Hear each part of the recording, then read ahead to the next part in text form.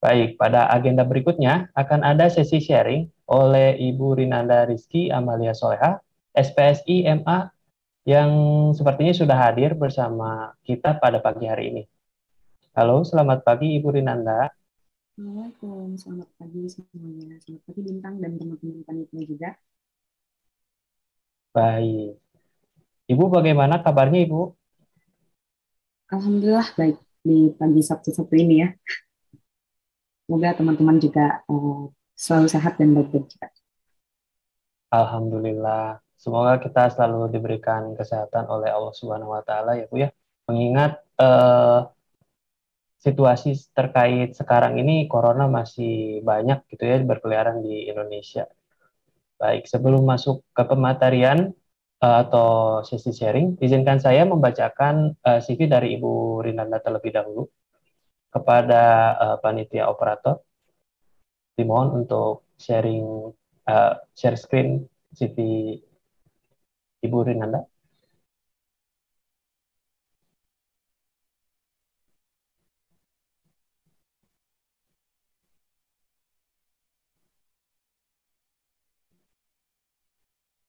Baik, berikut ini adalah kurikulum vitae dari Ibu Rinanda dengan nama lengkap Rinanda Rizky Amalia Soleha dan lahir di Malang, Jawa Timur, Indonesia. Untuk bagian selanjutnya di sini ada pendidikan yang telah beliau tempuh. Yang pertama dari sarjananya terlebih dahulu, yaitu beliau mengambil sarjana psikologi di Universitas Brawijaya pada tahun 2016 hingga 2016, lalu melanjutkan magisternya di program psikologi juga di Universitas Gadjah Mada pada tahun 2018 hingga 2019, dan sedang melanjutkan program doktoralnya ya S3-nya yaitu hingga sekarang.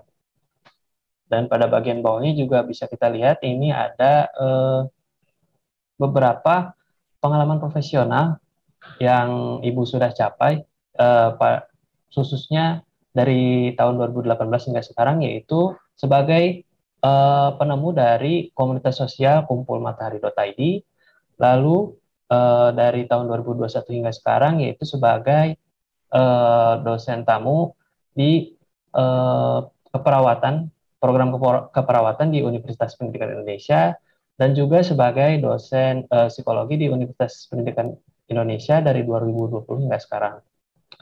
Lalu pada bagian selanjutnya ke bawahnya bisa kita lihat itu ada beberapa pencapaian yang telah dicapai oleh beliau. Itu cukup banyak ya. Bisa kita lihat ke bawah lagi. Ada banyak sekali yang sudah beliau capai ini. Semoga bisa memotivasi kita semua untuk lebih bersemangat lagi, lebih giat lagi dalam mencapai cita-cita ya teman-teman.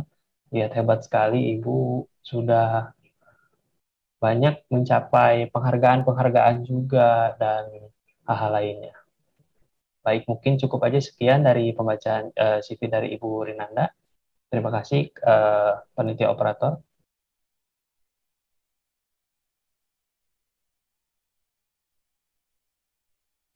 Baik, selanjutnya sebelum kita terjun ke sesi sharing, mungkin saya mau tanya-tanya sedikit nih ke teman-teman. Mungkin dari teman-teman juga udah ada yang tahu ya terkait mental health itu apa gitu. Mungkin dari teman-teman ada yang ingin sharing terkait pendapat teman-teman tentang apa itu mental health. Boleh dari teman-teman bisa raise hand ataupun langsung on mic.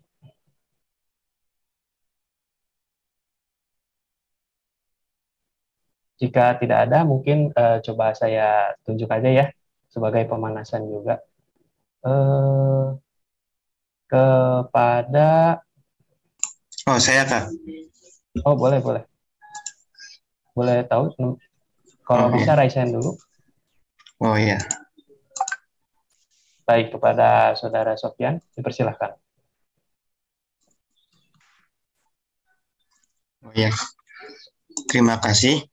Menurut saya mental health itu adalah di mana atau bisa disebut dengan kesehatan mental. Jadi Jadi yang dijaga itu bukan hanya kesehatan secara fisik saja, tapi mental juga harus dijaga, yang dimana mental health itu adalah keadaan yang dimana individu itu menyadari bahwa dirinya itu berpotensi atau bisa menanggulangi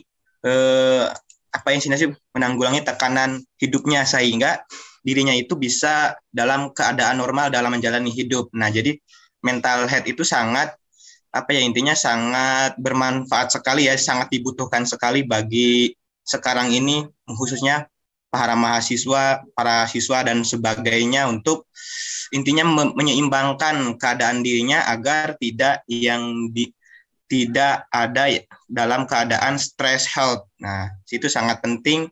Jadi dalam webinar ini mudah-mudahan saya banyak mendapatkan insight mengenai mental health, khususnya saya sebagai mahasiswa.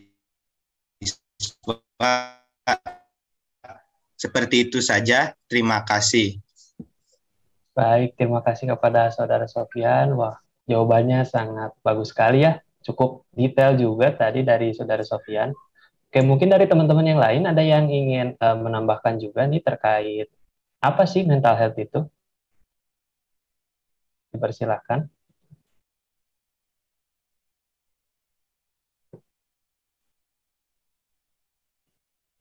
Atau mungkin saya tunjuk saja ya kepada teman-teman.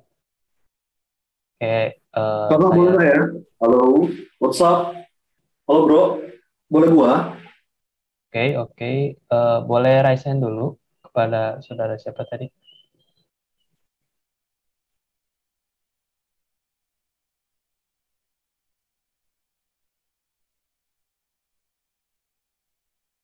Baik, kepada Kak Angelo ya. Kepada Kak Angelo dipersilakan. Ya, oke bro. Thank you buat kesempatannya.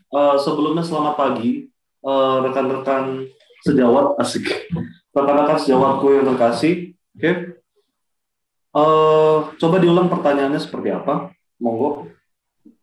Kami cuma ingin Kak Angelo sedikit menceritakan saja gitu menurut pendapat Kak Angelo itu terkait apa sih mental health itu? Mental health itu salah satu core value dari seorang manusia. Betul? Betul. Jadi seorang manusia itu harus sehat mental, sehat fisik, dan sehat spiritual. Dan the rest will follow. Itu. Kalau lu nggak sehat mental, tapi sehat secara finansial, dan sehat secara apapun itu, lu kehilangan satu dari batang, maksudnya dalam artian gini, satu pilar penyangga lu sebagai manusia. Kalau itu timpang, itu berarti kita sebagai manusia itu dalam artian kurang lengkap, stres, betul? Nggak berfungsi secara baik sebagai manusia, nggak bisa menjalankan kerjaan dengan baik. Itu kalau tidak berfungsi untuk mental ya, seperti itu. Apakah ada yang mau ditanyakan lagi? Kalau itu menurut saya, kalau mau menjawab pertanyaannya, itu menurut saya seperti itu. Baik, terima kasih Kak Angelo atas jawabannya. Ya, sangat jelas sekali ya, sangat detail sekali. Terima kasih. Ya, sama-sama. Lanjut bro, jangan tegang, santuy. Oke, Baik Kak. Gas. Oke, mungkin saya sedikit akan menjelaskan ya terkait teknis dari sesi sharing berikut ini. Materi yang akan dibahas kali ini yaitu tentang konsep dasar dari kesehatan mental atau mental health dengan judul Everyone Has a Limit ya, seperti kita tahu. Dan setelah sesi sharing akan ada sesi tanya jawab yang diawali oleh 2 pertanyaan terlebih dahulu. Dan apabila waktunya memungkinkan akan kita lanjut. Teman-teman juga diperkenankan untuk mencatat materi agar bisa memahami materi lebih baik lagi dan juga untuk agar tidak lupa saat sesi tanya jawab di akhir bagian nanti. Maka dari itu kepada teman-teman yang mempunyai pertanyaan boleh memakai fitur raise hand atau memakai kolom komentar dengan format nama _izin bertanya _pertanyaan. Baik, langsung saja kita persilahkan kepada Ibu Rinanda untuk menyamakan persepsi kita semua terkait mental health. Kepada Ibu Nanda, saya persilahkan.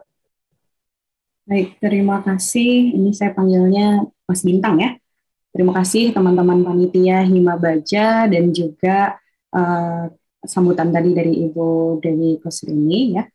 Semoga apa yang saya ini sharing ya, kita sharing di sini bisa bermanfaat bagi teman-teman semua tentang kesehatan mental. Nanti saya akan sedikit memberikan gitu ya informasi seperti apa sih gitu ya kesehatan mental itu, dan lalu nanti disambung oleh pemateri kedua tentang cara-cara mungkin yang lebih spesifik begitu.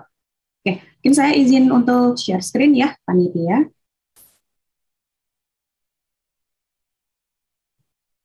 Oke, apakah sudah terlihat di layar masing-masing? Sudah, Kak. Oke, sudah terlihat ya.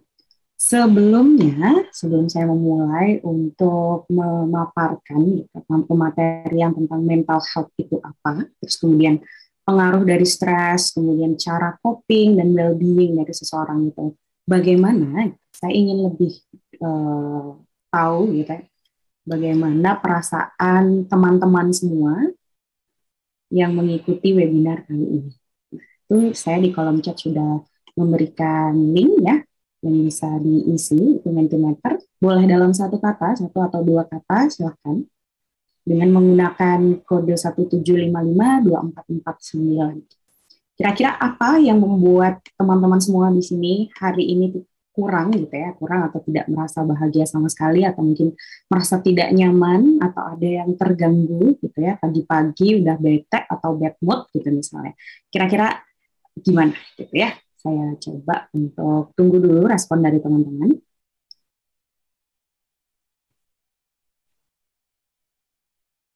Oke, beberapa sudah masuk.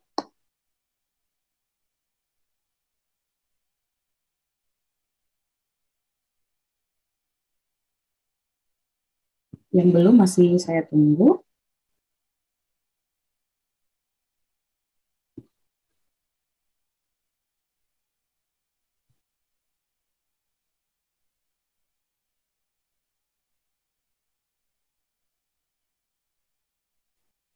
Oke, sudah mulai muncul ya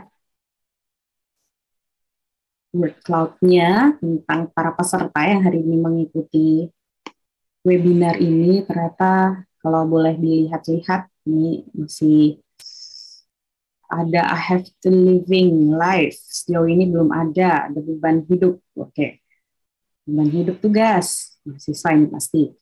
Paksaan, oke, belum sarapan, bangun pagi. Nah, ini salut kalau misalnya belum sarapan bangun pagi tapi tetap ikut webinar ya. Oke, ekspektasi orang tua, society, kerjaan menumpuk, stres, oke, teman yang tidak suportif, oke, kepikiran tugas, kurang belajar, overthinking, sedikit telat bangun, wah macam-macam ya. Kemarin merasa sedih, semoga hari ini tidak ya.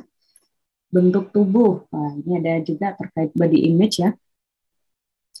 Lalu apalagi nih, keadaan rumah, hari ini mau tes swab, oke. Ada, mungkin ada yang mau vaksin juga ya. Bermacam-macam sekali dari yang masuk 49 peserta hari ini. Belum sembuh, sakit, ada yang jawab insecure juga. Teman yang toksik juga ada. Kapan kawin, oke. Apakah ini mahasiswa tingkat akhir, biasanya skripsi gitu ya, pusing mau nikah aja. Oke. Loneliness, masa depan, hampa. Ada yang merasa hampa. Nah, macam-macam ya. Finansial, ini juga termasuk ya, ada juga yang menjawab finansial. Tapi paling besar jadi tugas masa depan, overthinking ya. Bosan, ada juga yang menjawab bosan. Oke. Oke, terima kasih. Oh, ada Cinta juga, kapitalis birokrat. Oke, mungkin ini sedang mengikuti isu-isu sekarang ya. Ya, terima kasih untuk teman-teman yang sudah berkenan untuk menjawab pertanyaan singkat pengantar hari ini. Ya. Oke, saya kembali lagi pada PowerPoint saya tadi. Tadi sudah disinggung sedikit ya oleh beberapa peserta yang sudah menjawab tentang mental health itu apa? Tadi ada yang jawab aspeknya itu tidak hanya fisik, gitu ya. Ada yang terkait sosial juga, kemudian terkait dengan psikologis, keadaan psikologis. Jadi sebetulnya apa? Nah, sebelum itu, tadi sudah disinggung sedikit oleh Ibu Dewi ya, bahwa sekarang ini ya, mau tidak mau dari 2020 kita harus menghadapi yang namanya pandemi. Sampai sekarang dari yang awalnya pertama kali kita masih baru gitu ya, masih harus betul-betul adaptasi gitu, sampai hari ini sudah ada beberapa kali gelombang. Nah, kalau di US sendiri ya, gitu, orang-orang dewasa ini menunjukkan peningkatan ya untuk simptom-simptom gangguan kecemasan dan juga depresi. Jadi depressive disorder dan juga anxiety ini meningkat dari awal tahun ya, di awal tahun 2020 sampai sekarang itu diprediksi akan semakin meningkat. Nah, terus bagaimana gitu dengan di Indonesia sendiri?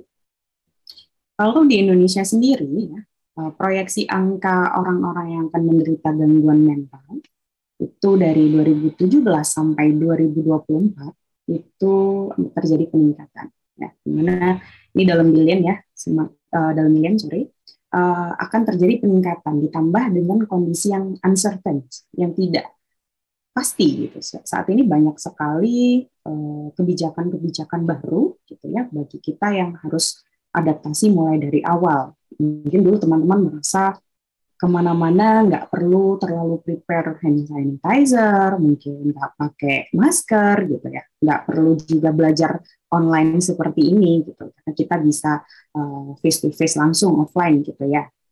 Dan itu pun juga menambah beban tersendiri, meskipun pasti di sektor misalnya teman-teman atau orang-orang yang bekerja itu juga berat gitu ya, karena mereka juga melakukan work from home gitu. Bagi teman-teman mahasiswa pun juga sama gitu, karena kuliah harus melalui jarak jauh seperti ini. Belum lagi kalau untuk anak-anak yang masih usia SD gitu kan, meskipun mereka kurang memahami bagaimana situasi secara umum gitu, tapi mereka pun juga merasa loneliness, terus kemudian mereka juga merasa sedikit dibatasi gitu ya ruang geraknya karena tidak bisa pergi ke sekolah seperti dulu. Oke. Nah, 10 besar gangguan mental gitu ya, sebelum kita membahas kesehatan mentalnya, dari tahun 1990 gitu ya sampai 2017 dan untuk data Riskesdas yang terbaru saya masih belum dapat gitu ya, sampai 2017 ini terjadi pergeseran beberapa, walaupun masih ada yang tetap jadi juaranya. Ya, yang pertama itu adalah depressive disorder atau gangguan depresi, dan yang kedua adalah anxiety disorder. Meskipun di beberapa posisi ini seperti tampak berganti ya, dari yang awalnya dulu conduct disorder pada anak-anak juga menjadi 5 besar gitu dari gangguan mental, ini sudah terganti gitu ya oleh skizofrenia, dan ini datanya berdasarkan data di Indonesia. Gitu. Tetapi juga dari tahun ke tahun sebetulnya mental health awareness ataupun psychological disorder awareness itu sudah mulai meningkat, terutama di perkotaan ya. Meskipun kalau di pedesaan kita sebetulnya masih menemukan gitu ya praktik-praktik pasung seperti itu, atau juga menganggap bahwa gangguan mental itu adalah hal yang tabu gitu. Lalu bagaimana dengan orang-orang yang di perkotaan? Kalau dulu nenek moyang kita gitu ya, yang hidup beratus-ratus tahun sebelum kita, mungkin tidak sekompleks sekarang. Mereka harus pergi gitu ya dari gua untuk apa? Cari makan, untuk bertahan hidup, survival setiap hari. Tapi semakin modern zaman, kita sebagai manusia modern, tantangannya bukan hanya untuk mencari makan, betul? Tidak hanya butuh makan aja terus kemudian selesai, itu berburu terus ya sudah, selama terisi perutnya enggak. Tapi semakin modern, sebagai manusia modern, kita juga bisa berkenalan dengan berbagai macam teknologi digital, ya nggak? Terus kemudian cara bersosial juga berbeda. Dulu mungkin harus surat-suratan gitu ya, ataupun memakai burung gagak gitu ya, burung merpati gitu untuk mengantarkan pesan. Tapi kalau sekarang real time gitu ya. Kita bisa sangat interaktif. Terus kemudian paparan berbagai hal. Tadi mungkin teman-teman di sini ada yang hari ini karena insecure, tadi ada yang jawab gitu ya. Terus kemudian ada yang membandingkan body image. Terus ada juga yang tadi merasa punya teman toksik. Itu kan bagian dari sosial yang sudah bergeser gitu ya. Bagi tatanan sosial yang sudah berbeda, cara kita bersosialisasi juga berbeda, ditambah dengan kondisi pandemi ini gitu. Jelas akan sangat-sangat berbeda. Nah, untuk kesehatan mental, tadi kan kita sudah sedikit tahu ya, mungkin teman-teman di sini sudah memiliki IG gitu, terus kemudian sudah banyak gitu ya praktisi-praktisi di bidang kesehatan mental yang memberikan literasi terkait kesehatan mental dan gangguan mental itu sebetulnya seperti apa. Kesehatan mental menurut WHO ini adalah keadaan fisik, mental, dan kehidupan sosial yang lengkap dan tidak semata-mata karena nggak ada penyakit atau cacat luka. Jadi meskipun secara fisik kita tidak ada penyakit gitu, tapi belum tentu di mental ataupun di kehidupan sosial kita tidak memiliki keterbatasan atau memiliki permasalahan gitu ya. Jadi yang dikatakan kesehatan mental dan sehat mental itu sendiri bahwa kita harus memiliki keadaan fisik, mental, dan kehidupan yang lengkap, gitu ya, berfungsi, semuanya berfungsi. Lah kalau menurut World Federation for Mental Health, ya, ini keadaan yang optimal. Jadi optimal ini kan ketika kita memiliki performance ya sebagai seorang manusia, keadaan optimal ini adalah keadaan di mana bagaimana kita betul-betul mengerahkan gitu ya apa yang kita punya baik itu secara fisik, mental, dan kehidupan untuk bertumbuh gitu ya, untuk growth pada sisi intelektual, kemudian emosional, dan juga sosial serta tidak mengganggu lingkungan. Jadi ada tambahan kalau dari World Federation for Mental Health. Jadi tidak mengganggu lingkungan sosial. Oke.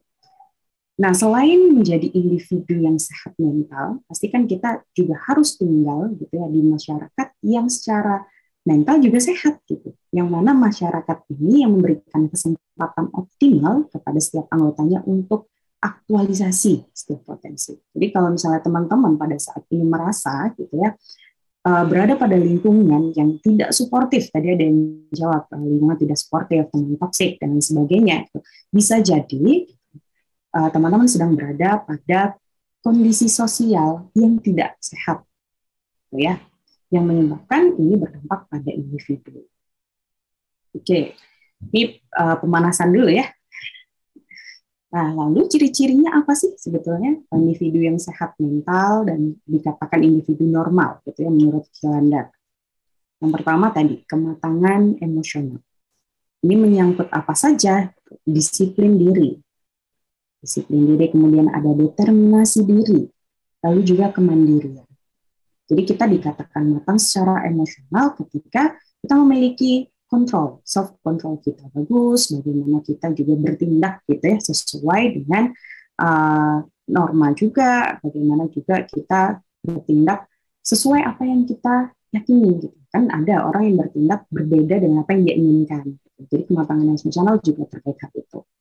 Lalu juga kemampuan melihat realitas.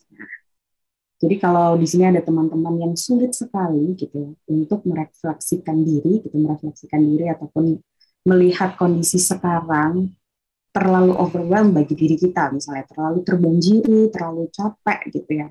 Bisa jadi ini menjadi ciri-ciri bahwa teman-teman sedang tidak sehat mentalnya gitu ya. Lalu yang ketiga, ciri-ciri sehat mental juga adalah mampu untuk bekerja sama, ya, bekerja bersama dan bekerja sama, jadi bersosial dan kita bisa bekerja sama dengan makhluk yang lain gitu, dengan manusia lain, tanpa mengganggu atau membuat gitu ya, membuat orang lain merasa tidak nyaman.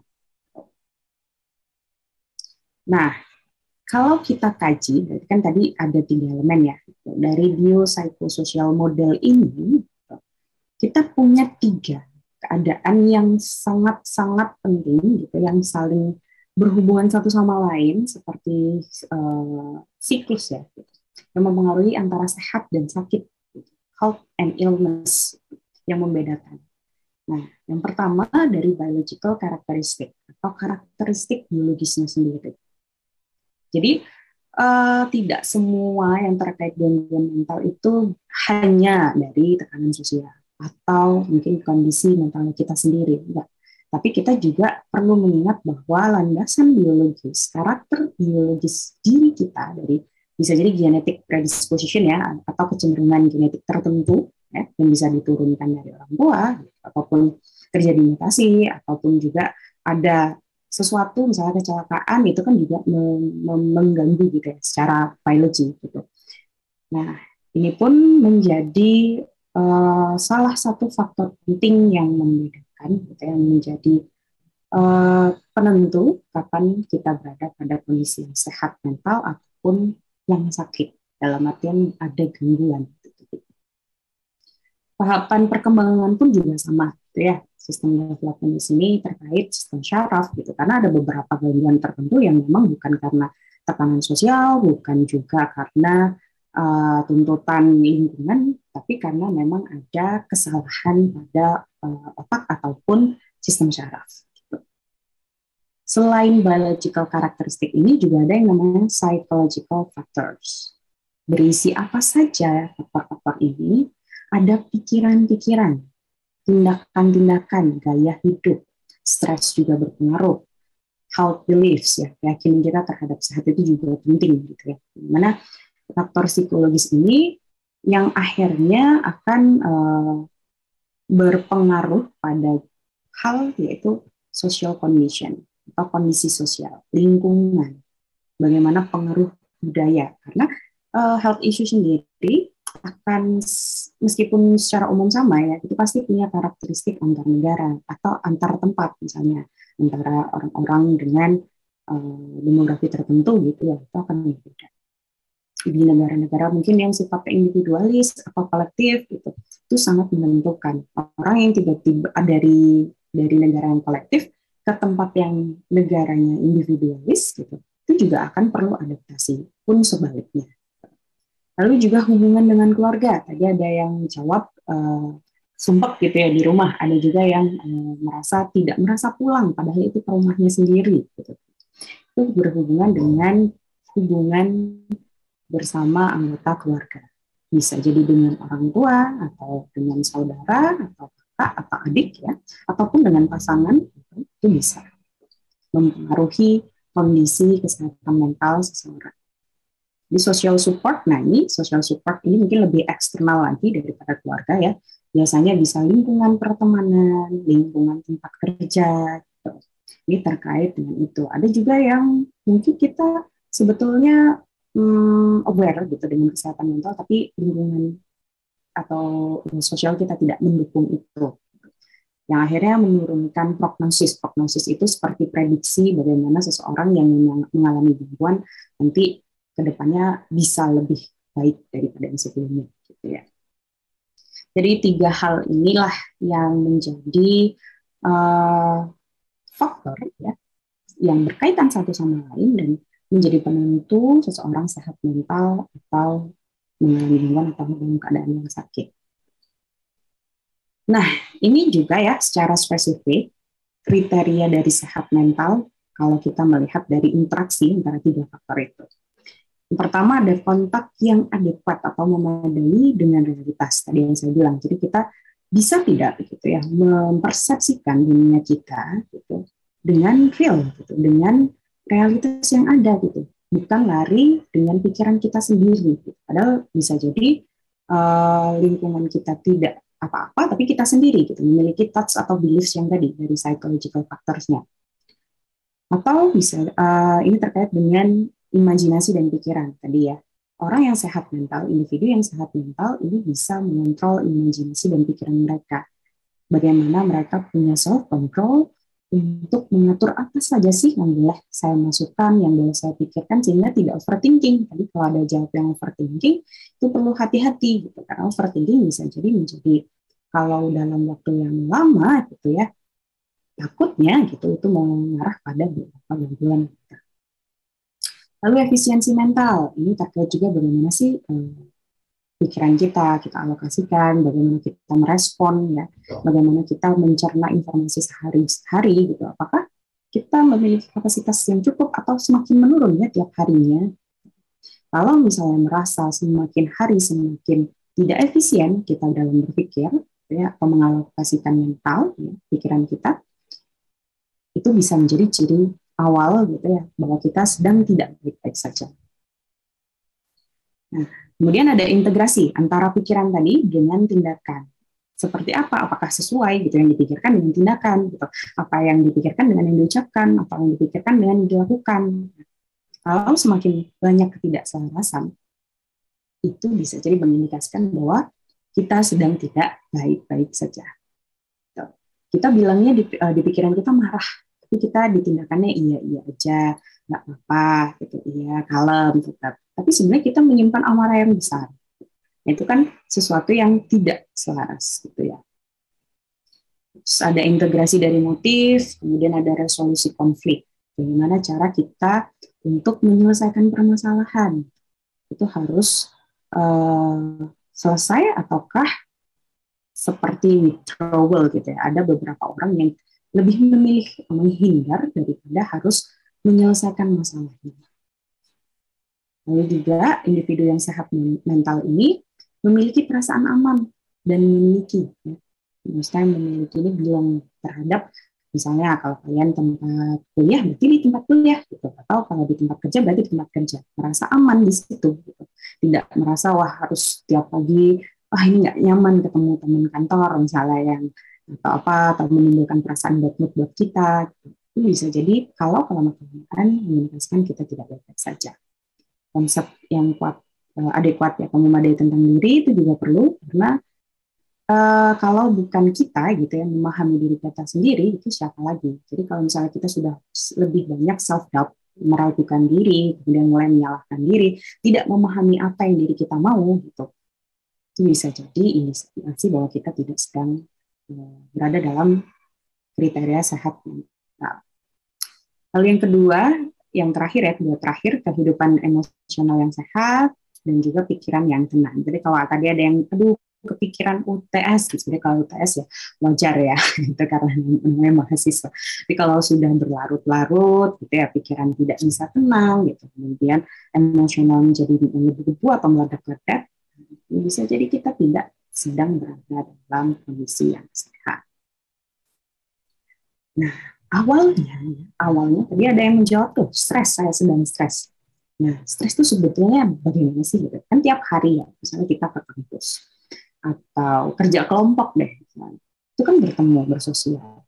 Tidak semua orang sesuai dengan apa yang kita harapkan. Bisa jadi kita berharap nih, jadi ada yang kecewa akan ekspektasi, ya. Berharapnya teman ini akan ngerjain dengan betul, nggak kopas. Tapi ternyata enggak.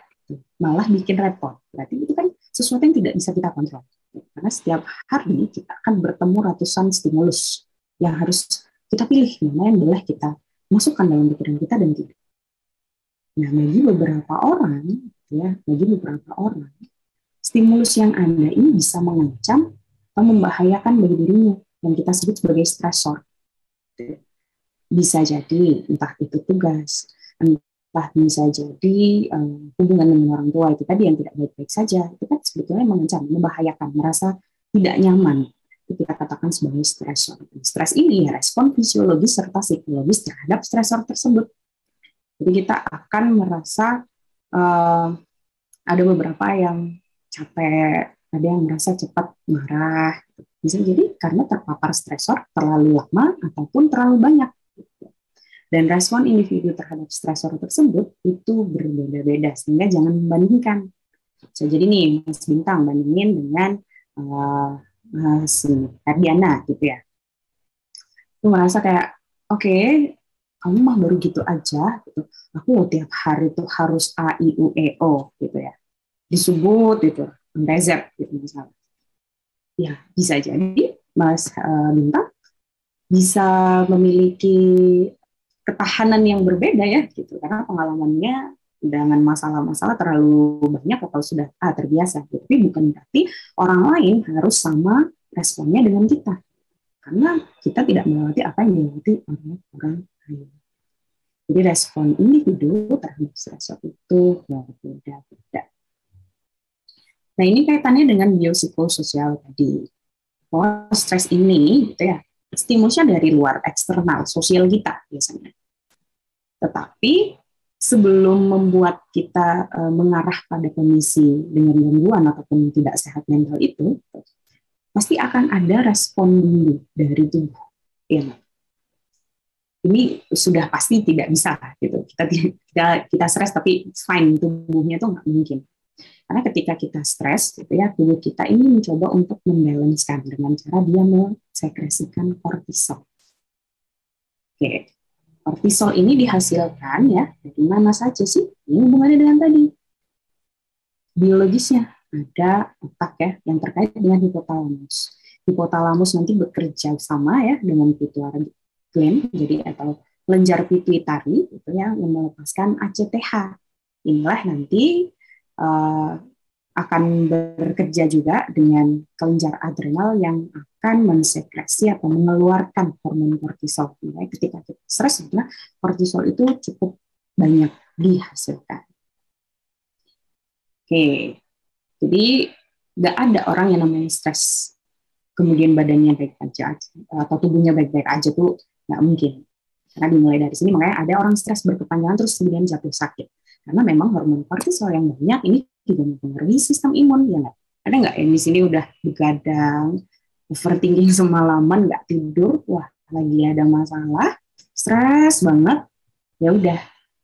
Kalau itu lama-lama imun sistem pasti akan turun. Oke. Ketika masalah datang ya, kalau stres ini berkepanjangan secara medis ya, pasti kita akan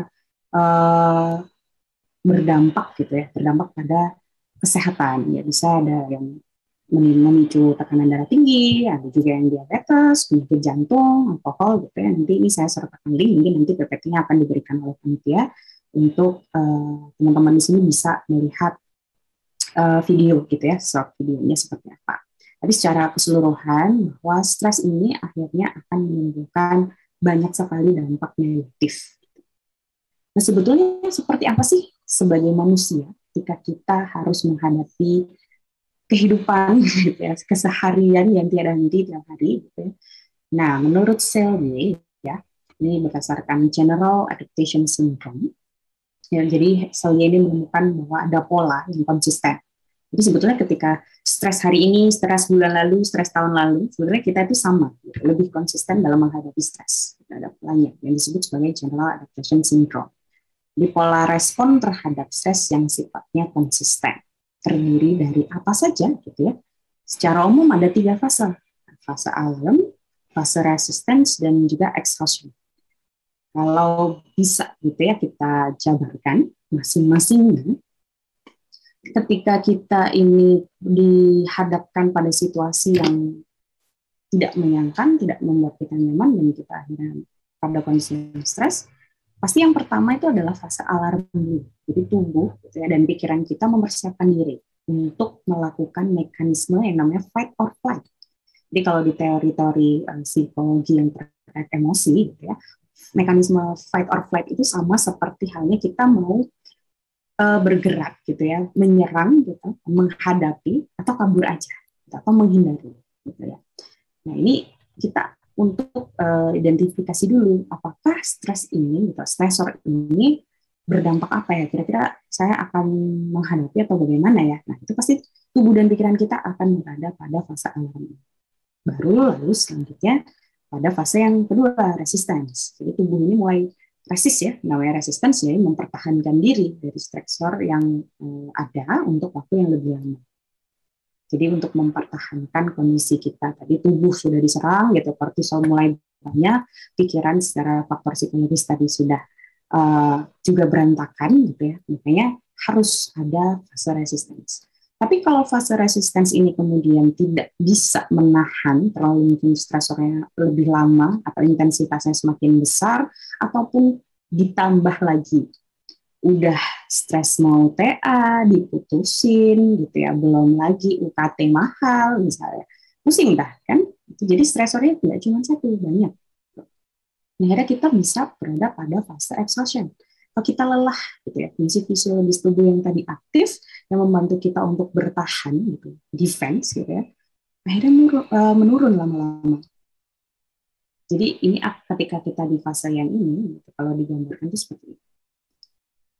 Jadi yang awalnya ketika normal ya, di garis tengah, gitu, kita akan berada pada fase yang semuanya normal, gitu, termasuk organ tubuh. Gitu.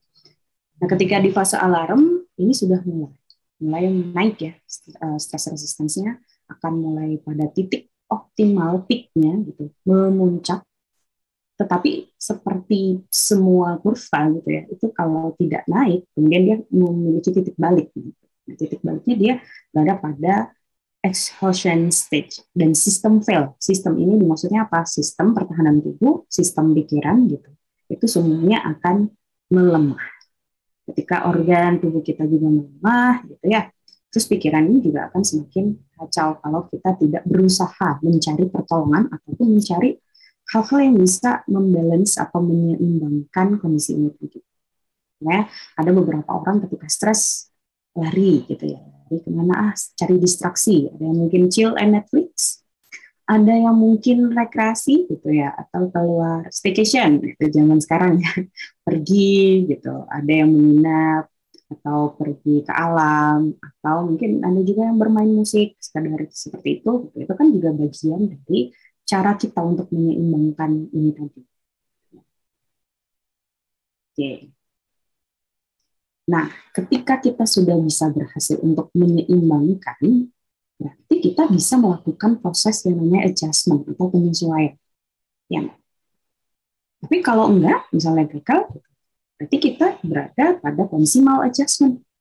Tidak bisa beradaptasi dengan baik. Yang mana adjustment atau penyesuaian ini adalah proses yang melibatkan respon, ya, baik mental ataupun perilaku. Jadi nggak cuma mental aja ataupun perilaku, tapi dua-duanya.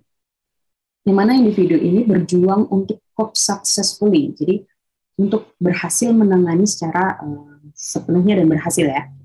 Terkait dengan apa saja, mungkin inner needs, kebutuhan. Jadi manusia itu kan punya ya kebutuhan dari dalam dirinya. Tegangan-tegangan tertentu, rasa frustasi, konflik yang belum selesai, gitu kan? Entah konflik yang sekarang atau konflik yang lama tapi ditumpuk, itu kan macam-macam.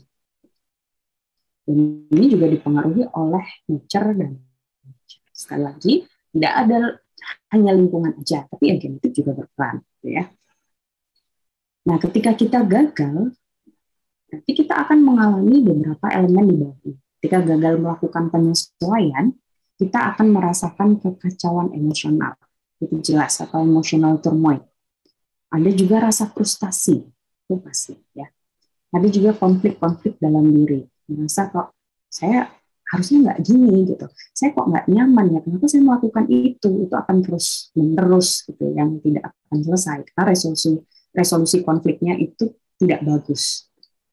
Merasa tidak bahagia, bisa jadi teman-teman tadi yang merasa tidak bahagia menjelaskan banyak A itu gitu ya, sedang mengalami maladjustment, jadi gagal untuk menyesuaikan. Terus juga ketika kurang pencapaian, dulu saya kayaknya bisa deh gitu, masih pas zaman SMP SMA kayaknya merasanya bisa aja gitu berprestasi atau ikut-ikut aktif lah gitu. Tapi sekarang makin kesini, makin berusia, makin berumur kok kayaknya lempeng aja ya, hampa-hampa aja. Nah, itu bisa jadi gitu ya, kita terjadi maladjustment. Dan yang terakhir, merasa gagal atau sense of failure, merasa gagal diri ini not good enough, tidak terlalu baik gitu. Merasa juga mengecewakan orang tua, bukan anak yang baik gitu dan sebagainya, macam-macam gitu ya. Versi gagal kita kan macam-macam gitu. Tapi yang jelas ketika kita merasakan gagal dan itu terus-menerus, kita sedang berada pada kondisi yang mau adjustment atau gagal dalam menyesuaikan itu. Oke, jadi teman-teman bisa dipahami ya gitu dari penjelasan ini. Nah, belum lagi gitu ya. Belum lagi ada yang namanya faktor kerentanan.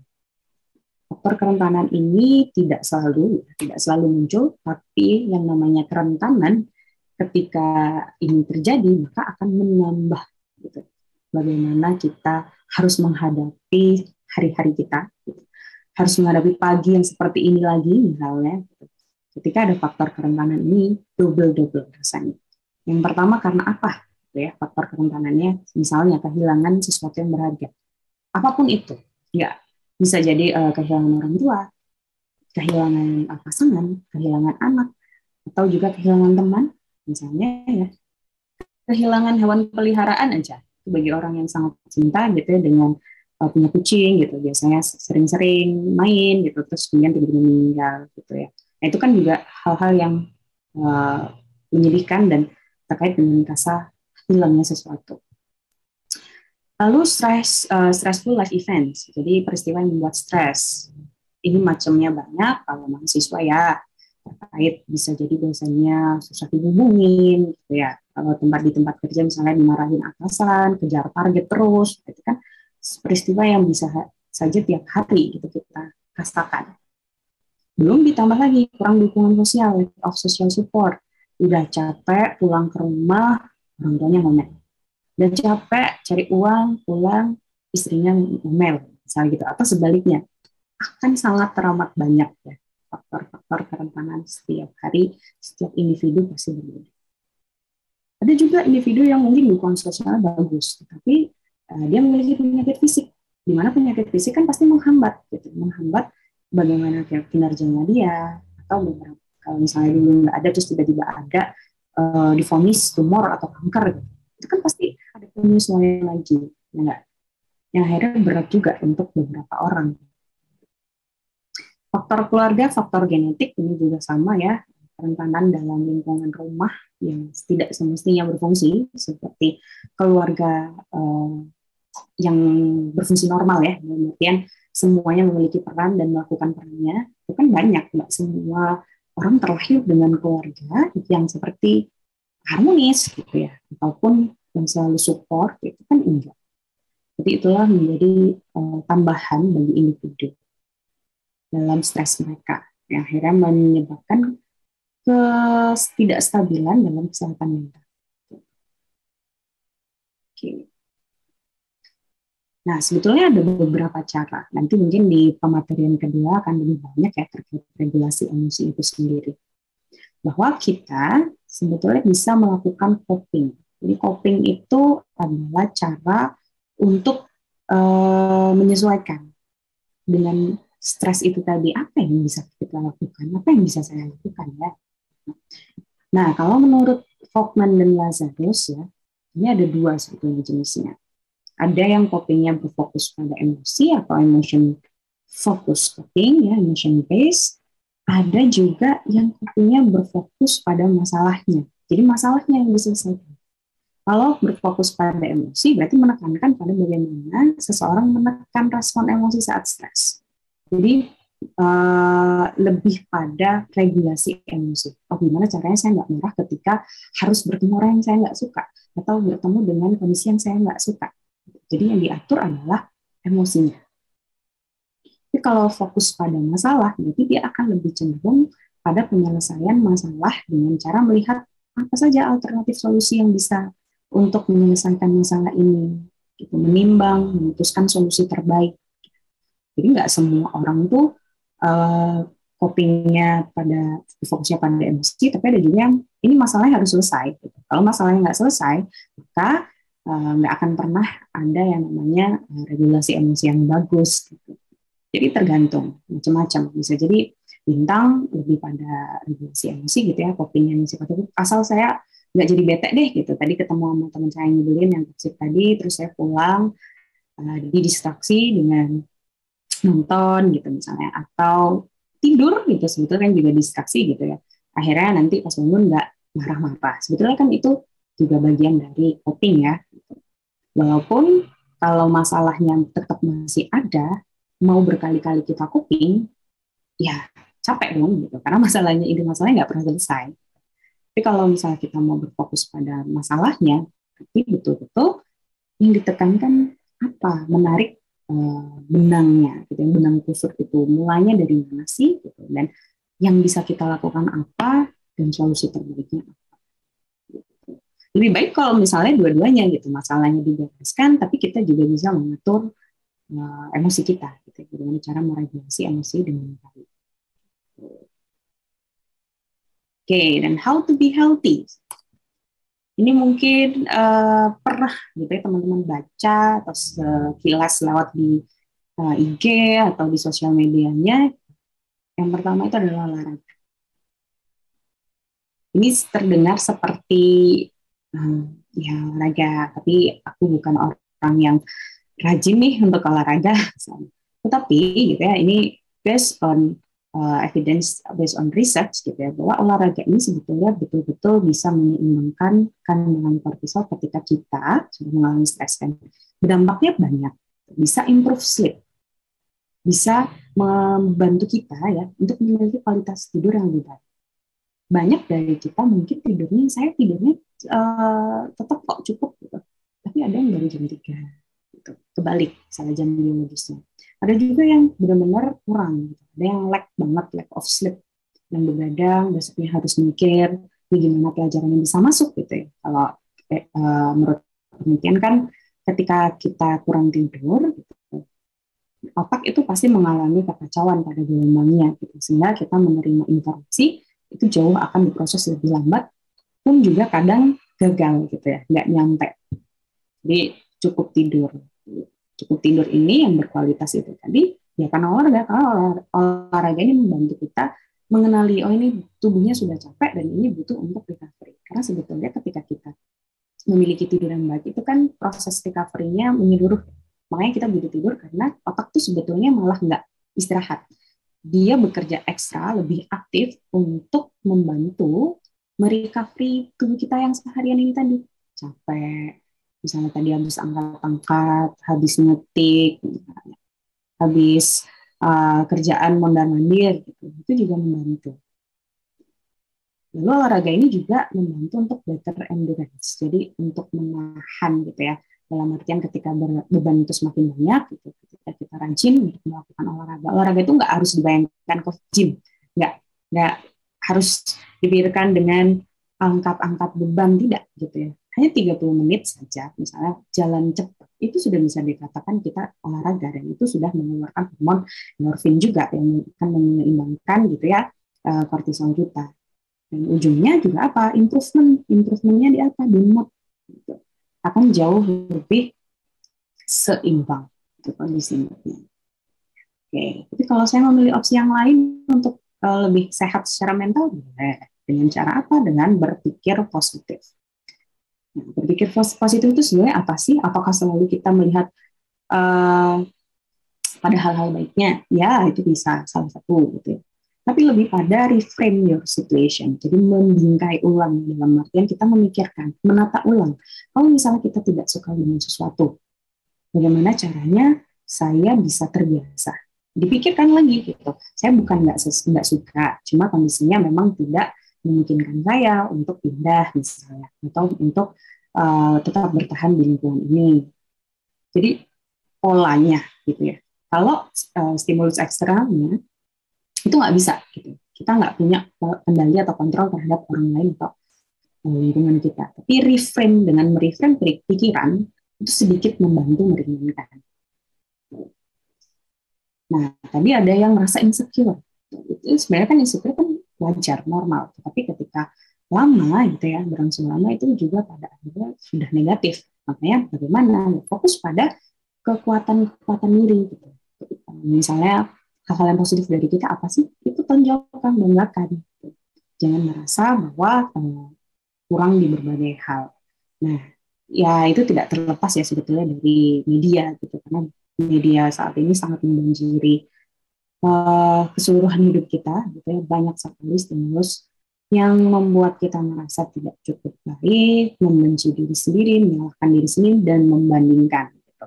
Jadi ketika sudah merasa, oh ini kalau misalnya saya main sosial media terus ini mengganggu, maka bisa dikurangi gitu ya teman-teman. Bukan malah diterus-terusin. Gitu. Bisa untuk detox sosial media barang sebulan dulu, atau seminggu dulu deh. Atau yang nggak bisa 3 hari, atau sehari. Kalau misalnya sehari itu 8 jam gitu, bisa dikurangi jadi 1 jam gitu sehari. Gitu. Percayalah bahwa semakin minim kita kontak atau terpapar gitu ya dengan hal yang membuat kita merasa tidak nyaman dan tidak berharga, itu bisa meringankan pikiran. Lalu ada juga ini dengan dukungan dan interaksi sosial. Ada orang yang ketika malah sendiri gitu ya, berkali-kali lipat merasa kesepiannya, nggak punya temen deh gitu, bosan banget mau ngapain, gitu. Rebahan, gitu. Sekali kita perlu gitu, untuk melakukan interaksi sosial, karena mungkin dengan interaksi sosial itu, tapi tetap ya gitu, kita memilih mana lingkungan yang sehat dan tidak, gitu, mana masyarakat yang sehat dan tidak. Jadi ngapain kalau misalnya udah ngerasa sedih sendiri, terus berinteraksi dengan orang yang malah gitu toksik gitu ya, malah yang memberikan dampak negatif ataupun tidak memberi dukungan sama sekali. Itu perlu kita buat boundaries ya, kita buat batasan, dan bukan berarti kita tidak menyukai orangnya, tapi kita lebih menyayangi diri kita sendiri. Makanya boundaries itu penting. Oke, melakukan hobi ini bisa macam-macam. Teman-teman yang di sini disesuaikan aja gitu ya. Kalau ada yang suka bermusik, yang suka olahraga tadi ya, terus ada juga yang mungkin suka bikin video, short video gitu, atau reels, atau apapun lah yang membuat kalian senang gitu, yang membuat teman-teman senang, itu lakukan. Atau masak-masak gitu ya, ada yang suka baking misalnya, gitu kan, sudah suka sepedahan, boleh banget. Gitu. Oke, lalu juga journaling atau gratitude. Jadi maksudnya di sini journaling itu menulis. Ada beberapa orang yang sulit mengungkapkan apa yang dia rasa ketika dia dituntut untuk ngomong. Nggak semua orang itu bisa mengatakan apa yang dirasain. Sehingga journaling ini membantu. Ada yang mungkin masih punya buku harian atau sekedar menulis catatan di blog atau di mediumnya, itu membantu. Gitu. Membantu untuk sedikit mengurangi rasa tertekan. Nah, itu pasti akan melegakan. Kita juga bisa membuat gratitude journal gitu. Bagaimana kita menulis rasa bersyukur gitu. Hari ini meskipun kita mendapatkan banyak sekali permasalahan, tapi ada hal yang saya bisa syukurin juga di hari ini gitu. Makanya ada hidup itu kan nggak akan selalu ada yang buruk di satu harinya, tapi ada yang positifnya gitu ya. Ada yang setidaknya membuat kita bersyukur, walaupun itu bukan dari orang lain tapi dari kita sendiri. Itu patut juga untuk kita tulis gitu ya, untuk kita syukuri. Oh, juga dengan memiliki hewan peliharaan. Ini semua ya, dari olahraga sampai memiliki hewan peliharaan ini based on survei juga, based on research gitu ya, bahwa memiliki hewan peliharaan itu membantu, terutama bagi teman-teman gitu yang nggak punya teman gitu, yang merasa sendiri, atau memang sekarang hidup mandiri gitu ya, sendirian di kosan gitu, itu boleh gitu untuk punya ikan gitu, atau punya kucing gitu, atau yang lebih ekstrim mungkin punya sugar glider gitu misalnya, boleh banget gitu ya, macam-macam. Jadi macam-macam boleh. Apalagi di beberapa riset, kalau untuk orang yang dewasa seperti lansia kan kadang itu mengalami rasa hampa, kekosongan gitu. Dengan adanya hewan peliharaan itu sedikit mengganti afeksi yang hilang dari interaksi sosial yang sudah mulai berkurang. Itu bisa jadi kalau orang-orang yang sudah dewasa kan jauh dengan anaknya gitu ya, atau jauh dengan teman-temannya, karena memang betul bahwa semakin kita dewasa itu orang akan punya fokusnya masing-masing. Jadi kita tidak bisa menuntut orang itu akan selalu dianggap tertuju sama kita, ya nggak? Untuk memberikan afeksi, apalagi berekspektasi orang lain akan memberi ekspektasi kan tidak gitu. Memberikan afeksi kepada kita kan enggak. Jadi ini boleh menjadi sarana gitu untuk teman-teman menyeimbangkan, supaya apa gitu. Ketika stres tadi berkelanjutan, dampaknya gagal penyesuaian gitu. Bisa jadi simptom-simptom dari gangguan mental gitu. Banyaknya itu dari depresi gitu, itu akan timbul. Jadi untuk mencegah itu adalah dipilih gitu, aware kalau saya ini lagi nggak baik-baik aja deh. Jadi ketika udah merasa saya nggak baik-baik aja, segera cari cara.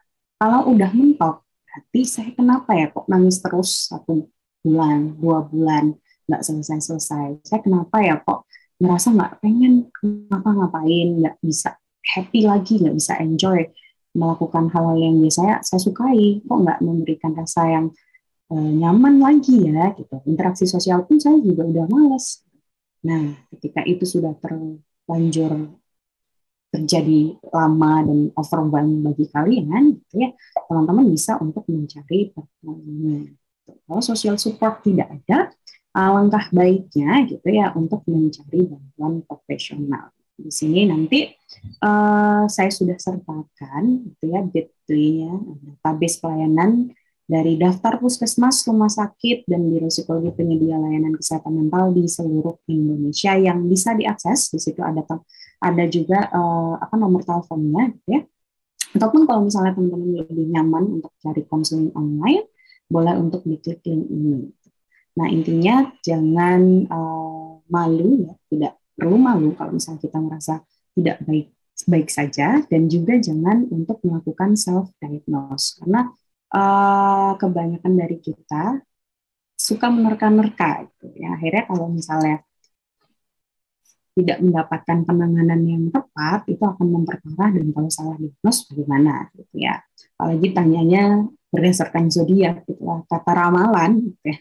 Ramalan saya minggu ini akan apa gitu. Karena belum ada riset yang menyebutkan bahwa itu terkait ya. Jadi untuk hiburan bagi teman-teman silakan gitu. Tapi tetap ya yang bisa menyadari bahwa kita sedang tidak apa-apa, dan yang lebih memahami gitu, karena profesional kan pasti mempelajari itu lebih lama gitu ya, lebih banyak mempelajari sektor tersebut lah, bidang ini gitu. Jadinya percayakan bahwa mereka akan membantu. Jadi ini tadi link yang bisa teman-teman dapatkan yang di PPT saya tadi. Itu penyedia layanan di Jogja, itu puskesmas sudah banyak sekali gitu ya. Ada juga di Jakarta, bagi teman-teman yang tinggal di Jakarta, di Bandung ya, di Bandung pun ada, Semarang, Surabaya, Samarinda, Bali juga ada, Malang gitu ya, ada juga. Nah ini beberapa akun Instagram yang sifatnya memberikan konseling online. Ketika teman-teman butuh gitu ya, boleh untuk memilih beberapa link berikutnya. Gitu. Jadi jangan dipendam, jangan ditolak, sadari bahwa kita sedang tidak baik-baik saja, jangan disimpan ya, jangan self diagnose. Bantu teman kita juga, bagi teman-teman yang merasa punya teman dia kok jadi pendiamnya sekarang, kok pemurungnya sekarang, boleh ditanya, boleh diajak main gitu ya, boleh untuk dihibur juga, atau kalau misalnya butuh bantuan kalian bisa menawarkan ini. Oke. Ini itu saja dari saya untuk sharing-sharing hari ini. Bisa kembali ke Mas Bintang sebagai moderator, enggak? Baik, Ibu. Terima kasih banyak, Ibu, telah menyampaikan materi yang begitu wonderful sekali ya. Memberikan insight baru bagi kita, khususnya pribadi saya sendiri.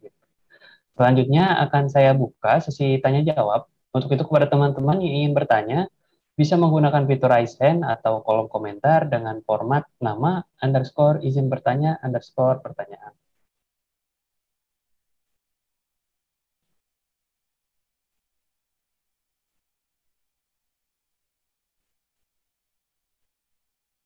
Baik, mungkin langsung saja ya, sudah ada yang raise hand. Yang pertama dari Kak Nadita terlebih dahulu. Kepada Kak Nadita dipersilakan.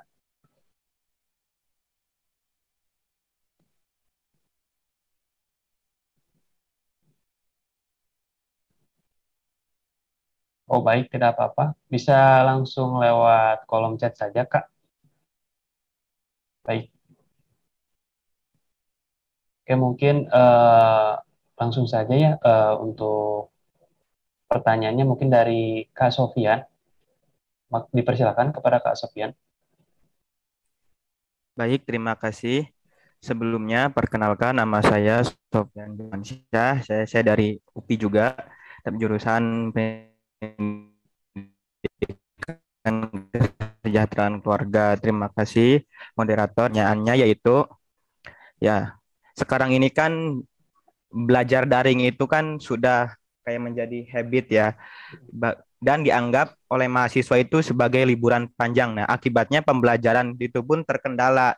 Nah, bagaimanakah pendekatan yang komunikatif agar mahasiswa bisa produktif secara mandiri meskipun selama belajar dari rumah. Kemudian yang satu lagi, nah mengenai mental health ya, selain masalah ekonomi keluarga, ya beberapa mahasiswa yang mungkin di luaran sana sedang dihadapkan pada masalah keluarga ya seperti pertengkaran, perselingkuhan salah satu orang tua saat pandemi dan berdampak buruk terhadap pencapaian akademik, nah maupun kondisi psikologis hingga orang tersebut melakukan self injury. Nah, bagaimanakah kiat-kiat melakukan konseling online terutama pada perilaku seperti ini sebagai misalnya tuh temannya sebagai kita gitu sebagai mahasiswa sebagai temannya dia misalnya tuh ada orang yang seperti itu. Nah, dan bagaimanakah cara ketika kita sebagai mahasiswa melihat teman kita itu eh, apa sih dibully atau dibully oleh temannya, nah, oleh orang lain. Nah, kita sebagai mahasiswa itu apa yang harus kita lakukan supaya kita bisa membuat mental health dia terbangun. Terima kasih. Seperti itu, Kak. Baik, terima kasih kepada Kak Sofian. Pertanyaannya cukup detail sekali ya, cukup panjang. Mungkin Ibu Rinanda, apakah ingin langsung dijawab saja? Boleh, boleh, boleh. Langsung dijawab mungkin ya. Terima kasih Mas Sofian atas pertanyaannya. Yang pertama tadi terkait pandemi ya, belajar online. Nah, bagaimana caranya mahasiswa ini bisa menjalankan rutinitas tetap sehat mental dengan kondisi yang seperti ini? Pertama gitu ya, meskipun ini terdengar simple dan sederhana, sebetulnya schedule atau jadwal. Itu sangat penting dan itu based on research bahwa itu membantu kita untuk tetap berada pada jam biologis kita gitu ya. Karena pandemi itu kan memang tidak tentu banget ya. Terutama kalau kita harus belajar Zoom. Zoom itu kan ada Zoom fatigue ya. Kita capek lelah nggak gitu. Menatap layar yang lama-lama semakin pusing gitu. Belum lagi kalau sehari tiba-tiba dosennya minta diganti di jam yang sehari ini udah ada 3 kuliah gitu, ditambah jadi 4 gitu kan, itu makin pusing kan, makin lelah gitu. Jadi saya memahami bahwa teman-teman merasakan Zoom fatigue juga gitu. Sehingga untuk mengatasi itu berarti kan kita perlu tidur cukup itu tadi. Nah, tidur cukup di waktu yang memang sesuai dengan jam biologis kita gitu. Dengan cara apa biar kita tetap bisa tidur dengan sesuai jadwal? Karena kita membuat jadwal itu tadi, berarti jadwal itu harus ada dulu gitu. Oh, saya akan mengerjakan. Termasuk tadi yang sudah saya jelaskan di ciri orang yang sehat mental. Dia mampu untuk menguasai emosionalnya, ya enggak? Mengontrol dirinya, termasuk disiplin diri, bagian dari kematangan emosi tadi yang saya bilang. Jadi kalau seseorang tidak bisa melakukan disiplin dari awal itu dulu, gitu, ya jelas ini akan berdampak. Makanya perlu untuk membuat jadwal. Meskipun tidak harus yang saklek gitu ya, kalau dulu kita pas SD, mungkin ini kalau untuk teman-teman yang SD itu atau SMP gitu ya, itu sangat membantu karena mereka harus ada jamnya gitu, jam sekian sampai jam sekian saya ngapain. Meskipun kalian nggak membuat itu secara detail, itu tidak apa-apa gitu. Teman-teman tetap bisa membatasi gitu loh. Saya hari ini harus ada apa, buat aja to-do list gitu, biar semuanya bisa komplit. Karena kalau nggak dibuat semacam itu, ya, belum lagi ditambah tadi nyambung ke pertanyaan kedua. Ada permasalahan finansial, terus orang tua yang berantem, atau mungkin pasangan juga yang bikin gara-gara gitu ya, nambahin pikiran aja. Itu kan hal-hal yang tidak bisa kita kontrol. Sehingga dengan adanya jadwal, itu sedikit membantu kita untuk stick to the plan. Gitu. Kita punya, oke, seminggu ini saya akan ngapain? Oh, untuk sehari ini aja deh, misalnya nggak seminggu. Saya harus apa? Itu bisa meminimalkan hal tersebut. Gitu. Nah, yang kedua tadi saya takut salah, Mas Sofian, mungkin bisa diulang lagi. Oh, yang kedua itu, misalnya itu ketika kita apa ya, ada mahasiswa yang dihadapkan masalah keluarganya seperti pertengkaran, kemudian ada orang tuanya selingkuh saat pandemi dan berdampak buruk pada pencapaian akademik yang membuat kondisi psikologinya itu tidak terkontrol seperti mudah marah hingga dia melakukan namanya self injury gitu. Nah, bagaimanakah kiat-kiat melakukan konseling kita sebagai temannya mahasiswa, sebagai temannya gitu, supaya dia bisa seperti sedia kala keadaan mentalnya seperti itu, Kak. Oke, kalau dari sisi ini misalnya ini yang mengalami ya, berarti kalau kita yang berada pada posisi tersebut harus menghadapi keluarga yang disfungsi gitu ya, harus berada pada kondisi yang tidak membuat kita nyaman dan akhirnya kita melakukan self injury ataupun self harm dengan melukai diri sendiri, berarti itu kan orang ya yang sudah bisa belum melakukan ya, kepikiran aja itu sebetulnya sudah pada fase yang mengkhawatirkan gitu. Kalau kita sudah terpikir untuk melukai diri sendiri, itu sudah cukup mengkhawatirkan. Terlebih kalau sudah cutting misalnya, ada yang udah mulai mengikat tangannya atau melukai gitu, atau nah itu udah cukup mengkhawatirkan. Sehingga kalau kita yang berada pada posisi itu ya harus menyadari bahwa kita sedang tidak baik saja dan membutuhkan profesional. Tapi sebenarnya kalau misalnya kita memang di kondisi sebagai teman gitu ya, pasti kan tidak semua orang bisa menerima kehadiran orang lain. Kalau misalnya kita cukup dekat, maka kita bisa menawarkan bantuan dengan lebih mudah misalnya ya, dengan curhat gitu. Tapi kalau kita mengetahui tapi ada jarak sedikit gitu yang kita tidak terlalu akrab, kita bisa menghubungi gitu orang terdekatnya terlebih dahulu, gitu. Ataupun bisa memberikan saran. Kalau kita emang akrab, berikan saja saran untuk konseling tadi. Boleh yang sifatnya offline sebetulnya, atau yang sifatnya online, itu juga boleh. Gitu. Tapi memang ada keterbatasan ketika kita melakukan konseling online karena beberapa platform gitu ya, ketika kita curhat gitu ya, ibaratnya gitu, memberitahu masalah kita tuh by chat kan. Ada beberapa yang by chat sehingga terbatas karena komunikasi melalui chat ataupun yang sifatnya tidak bertemu langsung itu tidak sebagus ketika kita melakukan konseling secara offline. Jadi kalau teman-teman masih bisa untuk menjangkau tempat-tempat konseling yang offline, silahkan datang langsung, itu jauh lebih bagus gitu ya. Tapi kalau memang terbatas gitu, ataupun mungkin ada rasa malu, jadi walaupun sebelumnya kita tidak perlu malu gitu ya, itu bisa untuk melakukan via online saja gitu. Tapi kalau bisa harus rutin juga gitu ya, karena kalau hanya sekali ya kita pasti hanya menyebutkan secara umum ya masalah kita, tapi belum pada masuk ke sesi-sesi selanjutnya. Kalau misalnya bertemu psikolog langsung secara offline itu kan pasti dijadwalkan beberapa kali dan kita mungkin bisa diberikan psikoterapi yang tergantung sesuai dengan permasalahan kita. Karena kalau di kami gitu ya di psikologi ataupun psikiatri memberikan terapi itu, psikoterapi itu sesuai dengan permasalahan dan juga karakter sebetulnya, karakter dari yang punya masalah disesuaikan. Jadi nggak satu untuk semua ya, tapi sesuai dengan kondisi gitu. Kalau untuk orang-orang yang mungkin sifatnya mengalami permasalahannya berakar dari pikirannya, gitu, maka kita lebih bisa memilih pakai cognitive behavioral therapy misalnya. Tapi kalau terkait dengan konflik yang belum selesai dengan masa lalu ataupun dengan ketika kita masa kecil gitu ya, yang akhirnya berdampak pada kondisi kita sekarang, kita bisa menggunakan pendekatan psikodinamika dengan membuat orang ini menceritakan apa sih yang sebenarnya unfinished business atau unfinished things yang berdampak pada kondisinya sekarang. Jadi yang paling nyaman saja, karena pada dasarnya ada orang yang lebih nyaman online atau offline, ataupun juga ada yang lebih ke psikolog ataupun psikiater.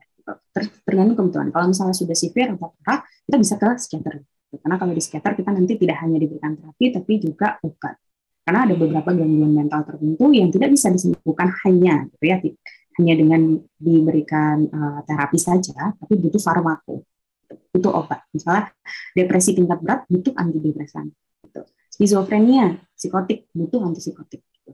Dan formulasi ya untuk prognosis ya atau gambaran prediksi ke depan untuk seseorang itu bisa dikatakan membaik itu ketika social supportnya dapat. Jadi lingkungannya mendukung, tidak memberikan trigger, terus kemudian terapi yang diberikan tadi berjalan dengan baik, dan juga pengobatan atau alias dari farmako itu juga dilakukan. Nah, ketika hal ini dilakukan itu jauh lebih baik daripada hanya salah satunya. Gitu. Mungkin itu ya yang bisa saya jawab untuk pertanyaannya Mas Sofyan. Terima kasih. Ya, terima kasih banyak Kak. Ya Kak dosen, Kakak, halo Kak. Aku mau nanya dong Kak, boleh? Kak dosen. Ya Kak, Kakak namanya siapa? Maaf, sorry tadi aku rada sibuk tadi. Jadi Kak, silakan namanya siapa Kak? Maaf, sorry Kak, aku nggak baca depannya, jadi aku baca yang intinya aja gitu. Ya. Oke, ini Angelo dulu untuk Yes. moderator. Aku. Yes. Jadi Kak, poinku ini satu, pertanyaanku satu. Kan kita kan, nggak bertele-tele ya. Manajemen stres di kerjaan, gimana Kak? Thank you ya. Oke, ini akan saya jawab secara umum ya, karena sebetulnya untuk Siap. pengelolaan emosi pemaparan kedua. Kalau Hmm. manajemen stres di pekerjaan sebetulnya hampir sama dengan secara umum gitu. Hanya berbeda stresor saja. Kalau misalnya kita memiliki lingkungan kerja kan jelas berbeda ya dengan lingkungan kita berkuliah. Dengan lingkungan pekerjaan itu lebih struktural, yang mana kita berada pada posisi salah satunya, entah kita menjadi atasan atau menjadi bawahan. Yang jelas itu lebih kompleks daripada hanya sekedar kita sebagai mahasiswa dengan dosen ataupun anak dengan orang tua. Karena ada struktural itu tadi. Nah, kita bisa mengidentifikasi gitu ya, kita berada pada posisi yang mana. Kita memiliki permasalahan itu tadi berawal dari apa? Apakah tekanan dari yang atasan ataukah ketidakmampuan kita sendiri gitu, untuk blending gitu ya, untuk bercampur dengan memaksimalkan kompetensi kita. Gitu. Dilihat gitu, apakah penyesuaian kita yang tidak baik ataukah memang tempatnya. Gitu. Baik. Nah, langkahnya boleh dilakukan yang seperti tadi itu. Social support kalau misalnya di tempat kerjaan punya teman-teman yang solid ya, itu pasti juga akan meminimalkan kan sebetulnya, dan membantu untuk mengelola stres itu jauh lebih baik. Gitu. Baik, oke. Kak, makasih atas jawabannya. Aku mau nanya lagi boleh Kak? Mohon maaf ya Kak, karena waktunya juga sudah habis, jadi tidak memungkinkan. Sesi tanya jawabnya udah habis ya? Kita keluar jam berapa, sorry? Keluar jam berapa kita? Kemungkinan sampai zuhur, Kak. Zuhur tuh jam berapa? Sorry, aku bukan Islam, jadi aku mesti tahu, mesti tanya. Sampai kira-kira jam 12 ya. Mungkin jam 12 bisa ya? kurang, bisa lebih.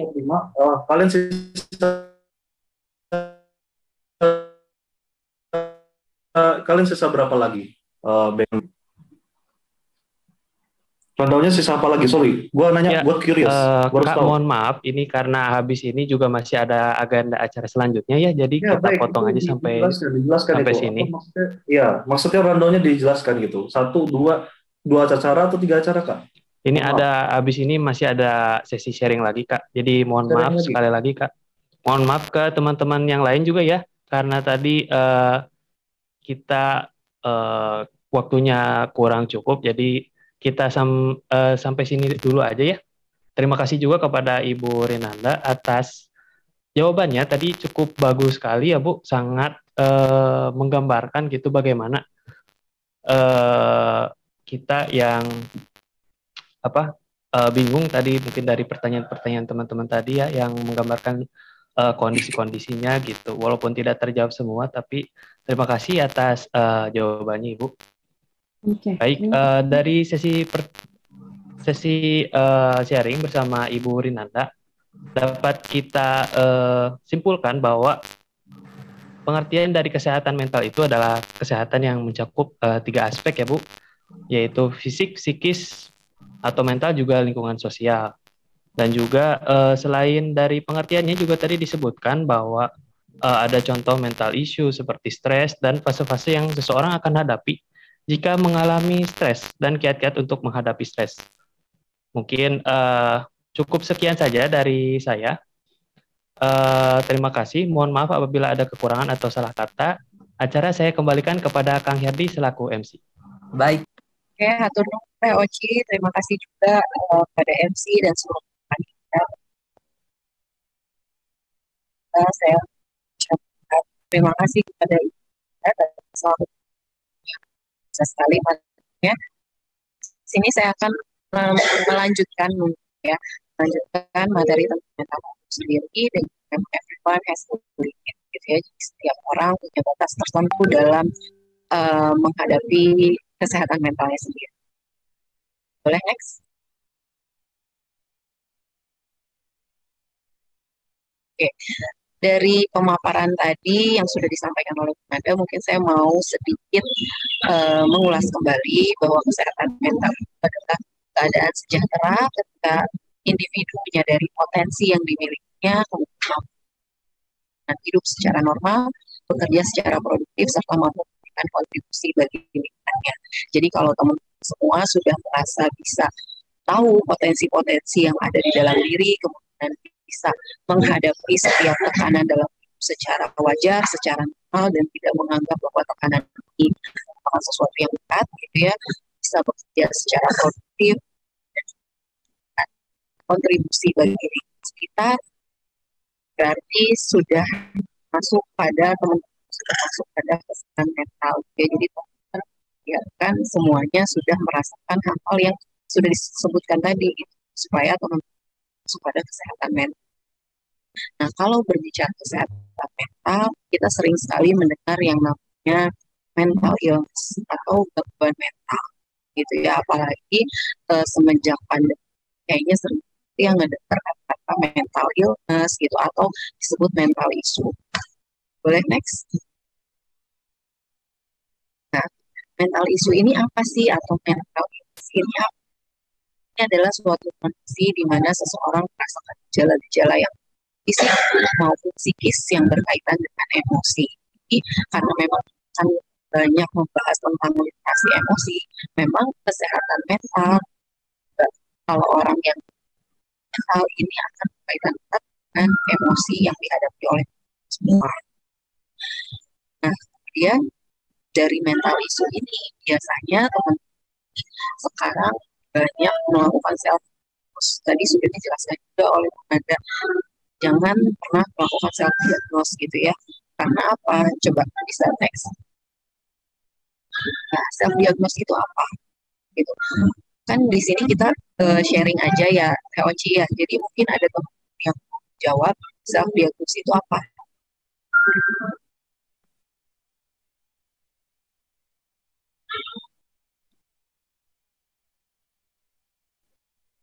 Ada yang bisa raise hand?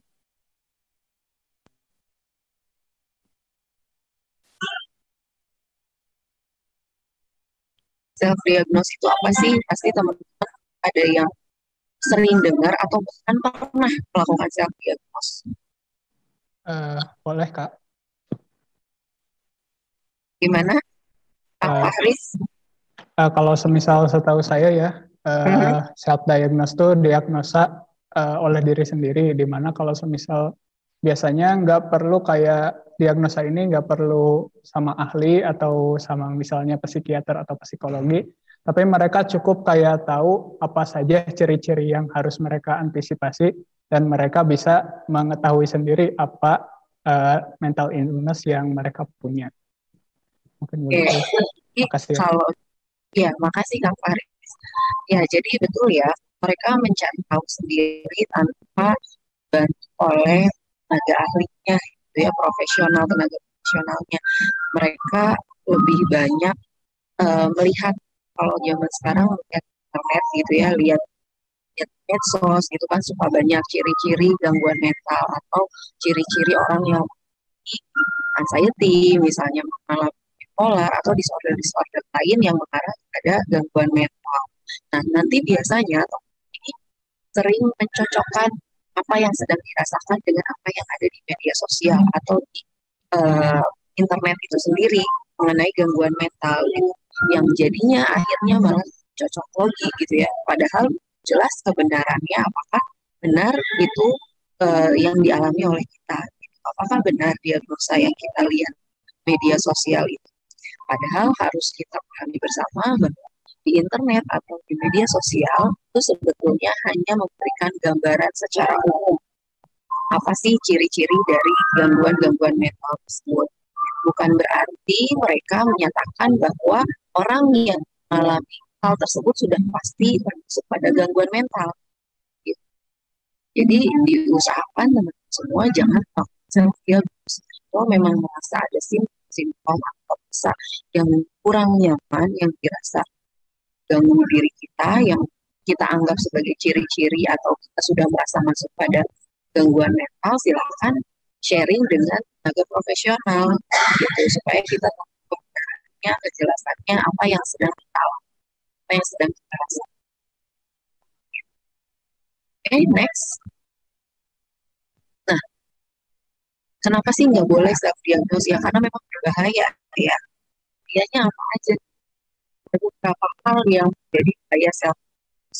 Di antaranya tidak dapat membedakan penyakit medis yang menjadi jiwa.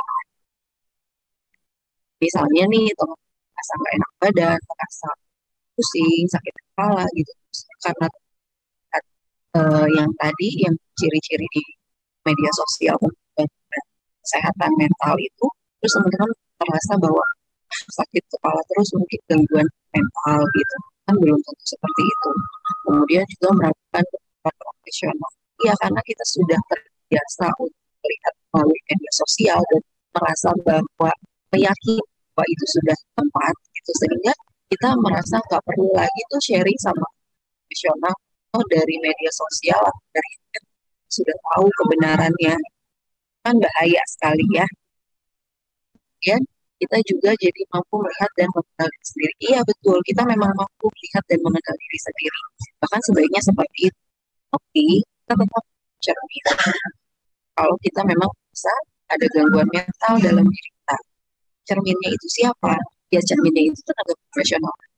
Bisa dokter, bisa psikolog, bisa psikiater, atau yang memang bisa membantu menyelesaikan masalah-masalah, bisa membantu sharing tentang apa kesalahan itu. Itu tadi kan sudah banyak listnya dari Bu Nanda ya. Kalau kita usul itu mana aja konseling yang berkaitan dengan kesehatan mental itu ada banyak sekali. Jadi silakan bisa sharing di situ, pilih yang mana yang buat rasanya. Oke, kemudian bahayanya bisa keadaan sendiri sangat buruk karena memang beberapa kasus rasa bahwa saya bahkan menjudge dirinya hal yang cukup berat. Padahal belum tentu kebenarannya seperti itu. Dan jangan sampai apa yang sudah itu, apa yang sudah dirasa kemudian dicocok lagi dengan apa yang ada di media sosial justru akhirnya menjadi sugesti negatif buat kita. Yang tadi kita tidak apa justru jadi ketah. Gitu. Kemudian yang kedua, menyangka tentang segala yang dialami.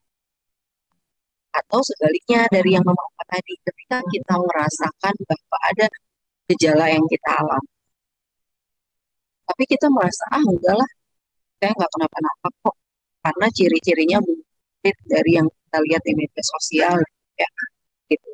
Karena apapun gejala yang kita alami, setiap orang pasti punya kadarnya masing-masing, punya perbedaan masing-masing tentang apa yang sedang dialaminya. Ya, jadi nggak bisa disamaratakan hanya berdasarkan apa yang kita lihat dari pemaparan internet atau sosial. Kemudian apa yang dirasakan belum kita sehari-hari. Itu ya tadi ya.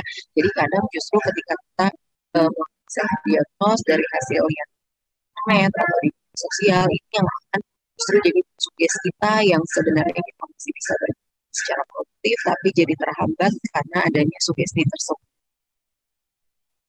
Next.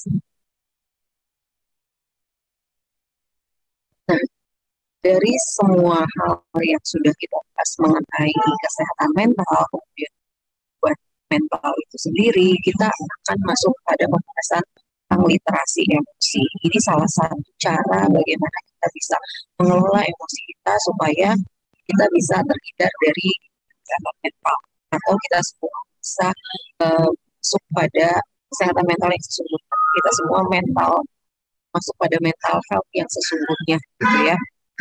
Oke, menurut Catherine tahun 2004 literasi emosi ini adalah tujuan untuk memahami diri dan orang lain, khususnya untuk menyadari, memahami dan mengerti tentang keadaan emosional dari diri kita sendiri dan orang lain dengan koneksi yang mencakup mengekspresikan dan mengenal emosi kita sendiri dan menanggapi emosi orang lain dengan cara yang bermanfaat untuk kita sendiri dan jadi di sini teman-teman ketika kita membahas tentang literasi emosi kita bukan hanya pada emosi diri kita sendiri tapi kita harus bisa melihat emosi yang dialami sekitar orang yang berinteraksi dengan kita. Jadi itu tidak bisa itu hanya terfokus dengan apa yang kita rasakan Tapi apa yang kita rasakan ini harus disesuaikan dengan apa yang membutuhkan emosinya. Nah, itulah literasi emosi. Ya, jadi pada intinya adalah kita bisa memahami sendiri, kemudian orang lain mengekspresikan emosi kita yang disesuaikan dari orang sekitar. Mohon maaf Bu Eka, Ya. Ini suaranya kurang terdengar jelas. Oh gitu, oke. Saya lebih keras ya. Oke, next.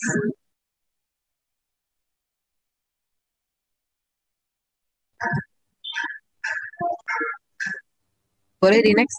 Nah, jadi pada intinya adalah literasi emosi ini kita bisa mampu menangani emosi dengan suatu cara yang dapat memperbaiki kekuatan diri atau disebut dengan personal power dan memperbaiki kualitas kehidupan di sekitarnya.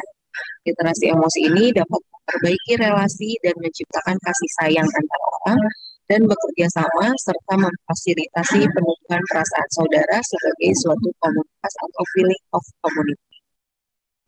Jadi tadi ya, literasi emosi ini bukan hanya tentang apa yang kita rasakan, emosi yang harus kita kelola, tapi bagaimana kita bisa berelasi dengan kita, relasi dengan sosial kita, supaya bisa sama-sama emosi yang terjadi pada lingkungan kita. Gitu. Apakah ini berpengaruh kesehatan mental?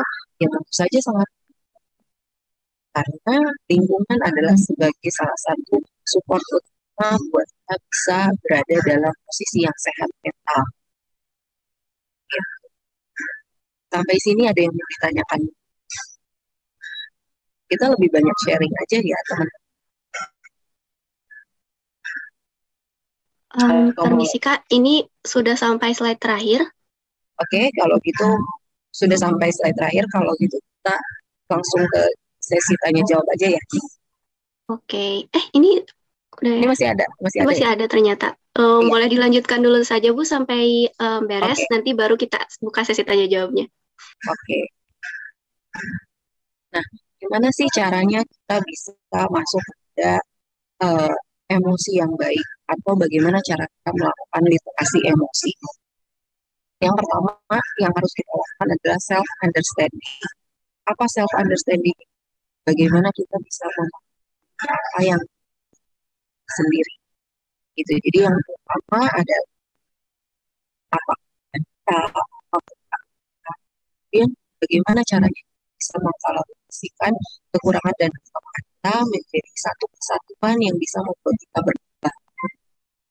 Gitu. Kemudian juga kita bisa bersikap optimis dengan apapun yang terjadi dalam hidup kita.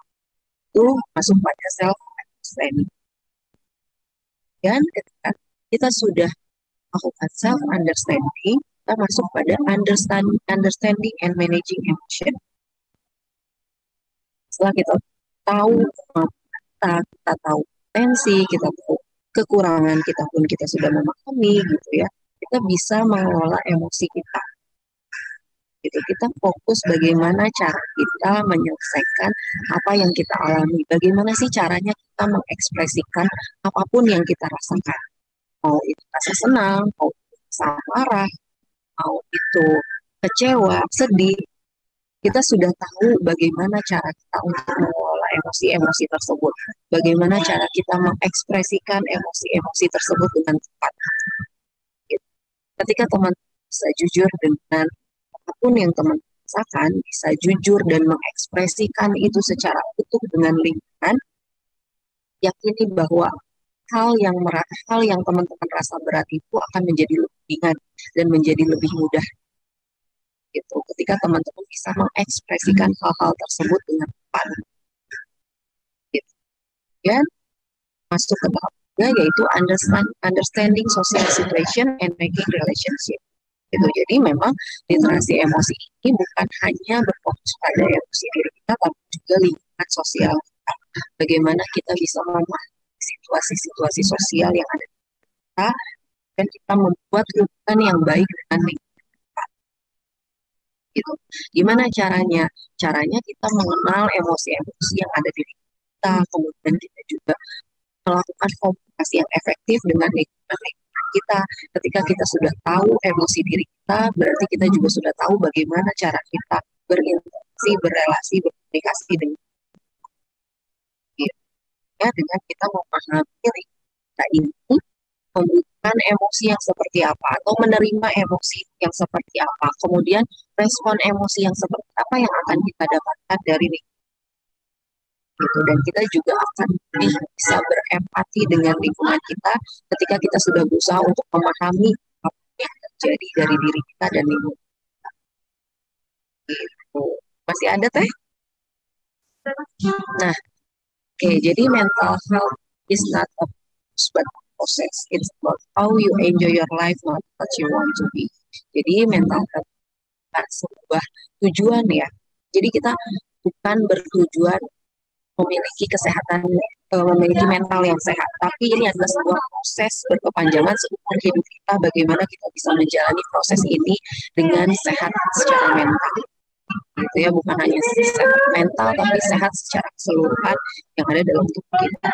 Dan ini kan tentang kamu ingin menjadi apa, tapi bagaimana kamu bisa menikmati hidup kamu supaya kamu bisa merasakan mental yang sehat, hidup yang lebih baik dan lebih masih ada lagi teh? Oke, nah ini teman-teman bisa sharing masuk kalau misalnya nanti sesi sharing kita terbatas gitu, teman-teman boleh feel free untuk sharing dengan saya melalui media sosial saya di Instagram saya. Mungkin cukup sekian dah Oci pemaparan dari saya. Terima kasih. Assalamualaikum. Oke, terima kasih banyak atas sesi sharingnya tadi. Yang telah menyampaikan sesi sharingnya mulai dari apa itu kesehatan mental, self-diagnose, sampai literasi emosi. Nah, selanjutnya akan saya buka sesi tanya-jawab. Untuk itu, kepada peserta yang ingin bertanya, bisa menggunakan fitur raise hand atau kolom komentar. Dan dibatasi 2 pertanyaan terlebih dahulu ya, 1 orang, 1 pertanyaan. Ini sudah raise hand, Teh Andini, mangga.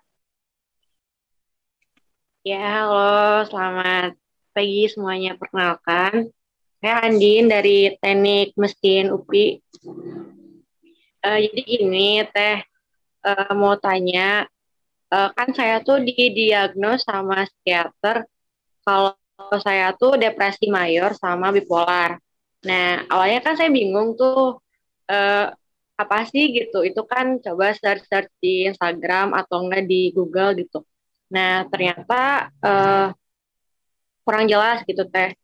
Boleh minta tolong penjelasannya. Terus untuk mengenai cara mengontrol emosi nih biar nggak meledak-ledak, terus biar lebih stabil aja gitu Teh, emosinya gimana ya? Udah sih gitu aja, makasih. Oke, terima kasih banyak atas pertanyaannya Kak Andini. Jadi tadi yang ditanyakan tentang depresi mayor dan bipolar, lalu bagaimana cara kita untuk mengontrol emosi. Saya persilahkan kepada Kak Almadina. Oke, Teh Andi. Tadi sudah, kalau misalnya memang Teh Andi sudah apa tadi namanya, sudah di sama psikiater ya bahwa masuk pada depresi mayor dan bipolar. Sebetulnya kalau memang kita mau secara jelas memang lihatnya atau mencari informasinya jangan dari media sosial atau dari internet, cari dari bukunya langsung supaya bisa lebih jelas dan lebih ya lebih benar aja pemahamannya gitu ya, biar lebih akurat juga apa yang dibacanya kalau melalui gitu ya. Karena kalau bukan sudah melalui riset dan sebagainya, kalau media sosial atau internet kita belum tahu itu sumbernya dari mana kejelasannya ya. Jadi mungkin bisa lebih tepatnya dan lebih akuratnya lebih baik memang baca langsung dari sumber yang utamanya. Kemudian kalau bagaimana caranya supaya meledak-ledak itu tadi ya Teh berusaha understanding kita seperti apa pasti kekurangan kita bagaimana cara itu, karena setiap orang memang ada cara kontrol emosinya gitu. Tapi biasanya kalau kita sudah lebih paham, sudah lebih bisa menerima, kita lebih tahu bisa berkurang meledak-ledaknya. Karena biasanya yang meledak-ledak itu karena kadang diri kita sendiri apa sih yang kita rasakan gitu. masalah yang mana yang membuat kita meledak-ledak. Jadi kita suka random tiba-tiba masalahnya dengan siapa, tapi kita malah jadi meledak-ledaknya sama siapa gitu. Masalahnya ada di kita sendiri, tapi kita tidak mampu menyelesaikan dengan diri kita sendiri. Jadi akhirnya meledak hal yang lain. Ketika tertrigger dengan hal-hal yang lain gitu, itu suka jadi meledak.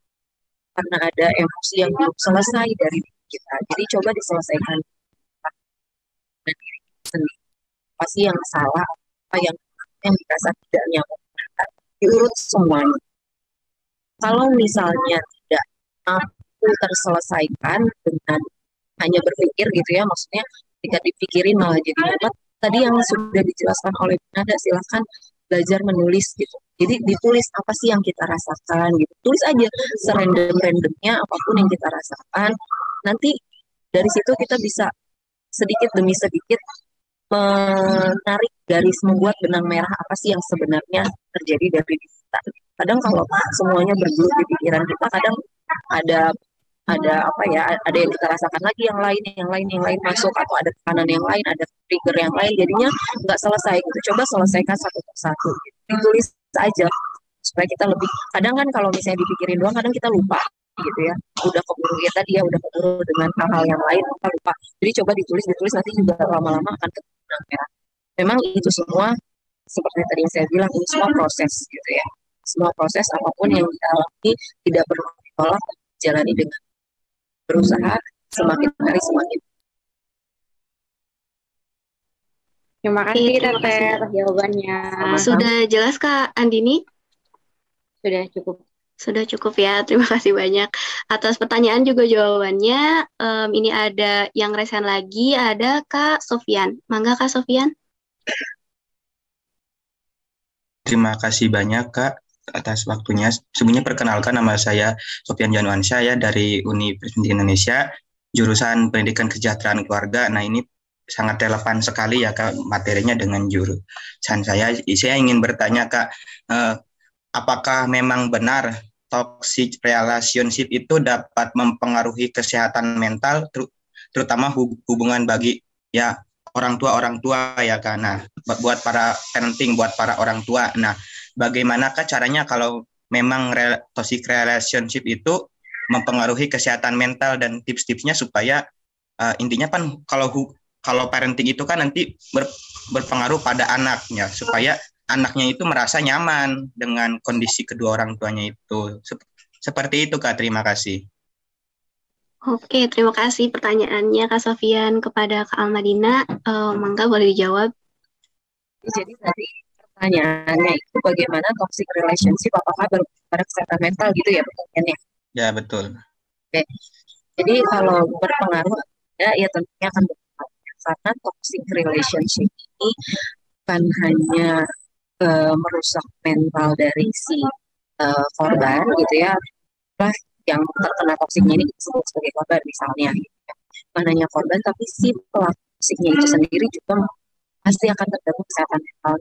Karena apa? Karena apa yang dia lakukan kepada pasangannya gitu ya, kepada pasangannya yang toksikin, itu kalau misalnya selalu diajar oleh yang menerima, oleh si korban gitu ya, taruhlah pelaku dan korban. Ketika pelaku melakukan toksik kepada korban dan korban membiarkan itu, maka si pelaku ini juga akan terganggu kesehatan mentalnya, karena dia sudah banyak melakukan kesalahan, banyak menyalurkan emosi yang tidak tepat, tapi dibiarkan dan dianggap bahwa ini adalah sesuatu yang wajar, yang sebetulnya kan nggak wajar ya. Jadi itu tentu akan berpengaruh kepada kesehatan mentalnya. Dia tidak bisa terliterasi emosinya, tidak bisa mengelola emosi dengan baik. Nah, begitu si korban sudah pasti ya ketika diberikan emosi itu akan berpengaruh, karena tadi salah satu lingkungan yang utama yang kesehatan mental adalah pasangan kita sebagai orang yang kita anggap sebagai support system, tapi misalnya toksik, itu tentu akan kesehatan. Gitu. Itu mungkin pertanyaannya itu aja, atau tadi ada yang lain Kak? Oh iya Kak, misalnya tuh ya, kalau misalnya toxic relationship itu terjadi nantinya itu berpengaruh pada kesehatan mental si anak tersebut. Nah, Kak. Nah, bagaimanakah caranya, Kak, agar si anak tersebut itu tidak terpengaruh oleh orang tuanya yang sedang toxic relationship gitu, Kak? Oke, mungkin saya ini. Jadi maksud pertanyaan Kak Sofian, kalau misalnya orang tuanya yang mempunyai relationship-nya toxic gitu ya, terus kemudian berpengaruh ke sama anaknya, atau anaknya harus seperti apa? Itu mungkin Iya, POC. betul.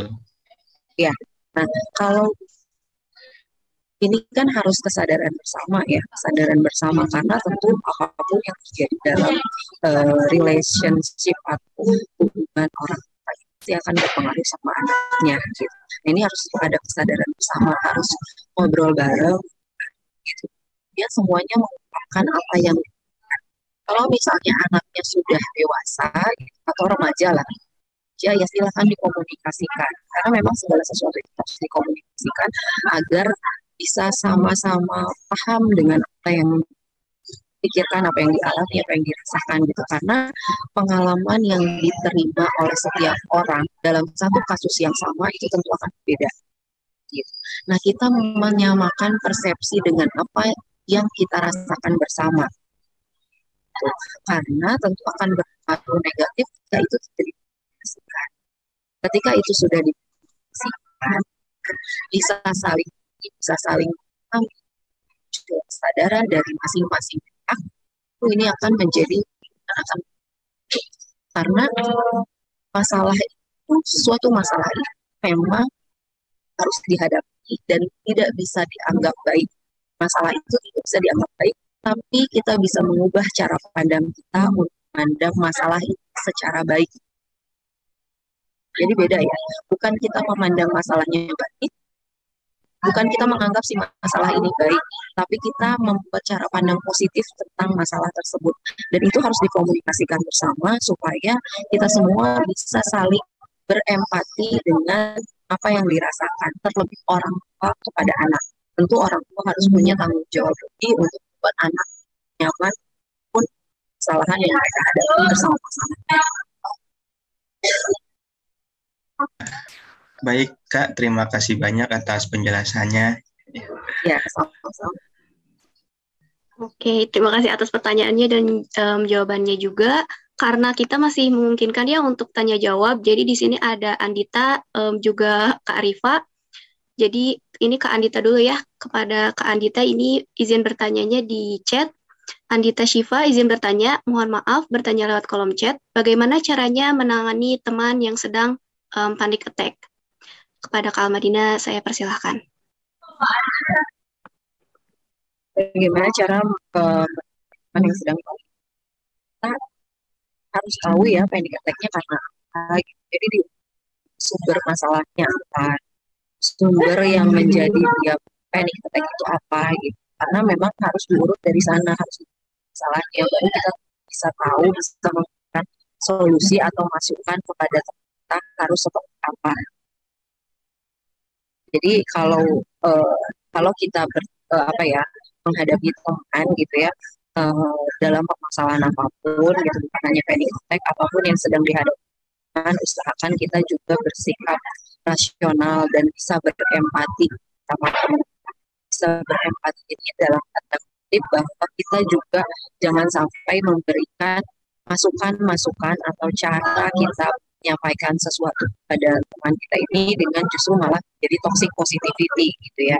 Kadang kita lupa bahwa teman kita ini kan ingin jawaban atau masukan atau cara yang diberikan melalui toxic positivity. Ya justru harus berempati. Caranya seperti apa ya, kita posisikan posisi kita ada di posisi teman kita. Kalau kita ada di posisi seperti itu, kita ingin lakukan seperti apa oleh teman kita. Itu mungkin.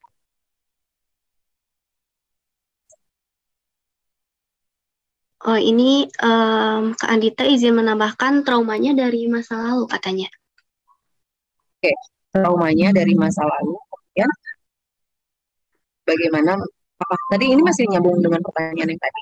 Iya betul Kak, masih menyambung dari pertanyaan yang tadi. Jadi panic attack-nya berasal dari trauma masa lalu. Oke, kalau ngomongin trauma gitu ya, memang trauma nggak bisa dihindari juga ya, namanya trauma. Cuman maksudnya kalau kita menghadapi yang sedang trauma, coba kita ajak sharing apa yang menyebabkan dia trauma, permasalahannya apa, kemudian dia punya masalah dengan siapa di kejadian yang trauma. Karena itu ketika masih ada trauma berarti masih ada sesuatu yang selesai, yang skip prosesnya pada saat kejadian itu berlangsung itu di masa lalunya gitu. Jadi silahkan ajak bicara, kemudian ditelusuri masalahnya yang mana, bermasalah dengan siapa, karena apa gitu. Kemudian sebisa mungkin diselesaikan masalah-masalah itu. Jadi kalau misalnya sekiranya orang yang membuat traumanya ini masih bisa diajak sharing dengan kondisi kita yang sedang baik-baik saja, silakan sharing dengan teman, sharing dengan orang yang membuat kita trauma tersebut, selesaikan dulu itu masalah.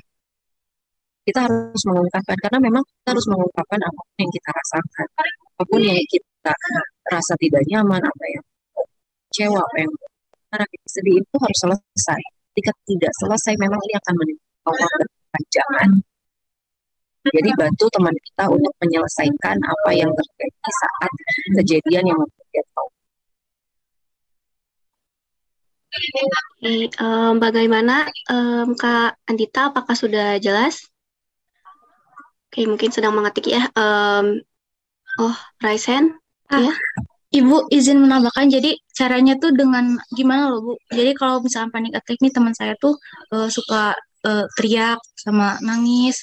Terus kebiasaan jeleknya tuh selain itu, maaf Bu, minum minuman keras gitu loh Bu. Nah saya tuh kadang suka bingung kan nih gimana cara nyikapinnya gitu. Jadi takut juga kalau ngasih saran, takutnya makin lebih parah lagi gitu. Oke, memang kalau menghadapi hal-hal yang seperti ini memang tidak mudah ya. Kita juga nggak ngerti apa yang dia hadapi, apa yang dia rasakan gitu ya. Jadi kita cuma lihat ketika dia sekarang. Ya. Nah, daripada kita pusing memikirkan bagaimana kita memberikan masukan atau solusi, lebih baik kita menjadi teman yang terbuka atas permasalahan kita. Kita bersifat mau mendengar apapun yang dia mau ceritakan sama kita. Penting nggak penting dengerin aja. Karena terkadang orang yang punya masalah atau panic attack gitu ya, ini bukan karena dia ingin solusi, tapi dia ingin didengar masalah-masalah. Coba dengerin dulu. Karena kita juga bisa tahu apa yang harus kita lakukan kalau kita sudah tahu semua masalahnya secara utuh. Itu kita baru bisa memberikan solusi secara tepat kalau kita sudah jelas masalah yang dihadapi oleh teman itu seperti apa. Kalau kita hanya melihat saat kejadian panic attack-nya aja, melihat efek-efeknya aja, itu kan memang hasilnya ya, bukan masalahnya. Jadi coba dulu masalahnya. Ya. Ya, baik Bu, terima kasih. Iya, Oke, terima kasih atas pertanyaannya juga jawabannya. Tadi sudah ada yang mau bertanya ya, Kak Rifa. Mangga Kak Rifa. Halo. Oke, karena tidak ada, lanjut ke pertanyaan. Ini ada satu lagi. Dari Kak Putri Gayatri. Izin bertanya, bagaimana cara menyeimbangkan antara logika dan hati jika sedang dalam kondisi emosi, jika sedang dalam kondisi yang sedang marah gitu. Mangga kepada Almadina, dipersilakan. Tadi yang nanya siapa? Boleh diomongin langsung aja nggak pertanyaannya itu sama siapa tadi? Putri, ya siapa tadi? Ya, kepada Kak Putri. Bisa on mic. Halo. Ada? Putri ada. Mic-nya error. Okay. Ada mic-nya error. Oke, jadi bagaimana caranya menyeimbangkan emosi menyeimbangkan antara logika dan hati jika lagi emosi dan sangat marah dengan keadaan. Nah, kalau lagi marah sama keadaan, lebih baik kita, kalau misalnya kita lagi sendiri, ya kita bisa mengekspresikan. Jadi coba ekspresikan kemarahan kita ini dengan hal-hal yang positif gitu. Misalnya, hobi kita ngapain sih? Kalau misalnya hobi kita menggambar, misalnya ya ekspresikan aja dengan apapun, coret-coret, apapun, silahkan ekspresikan dengan.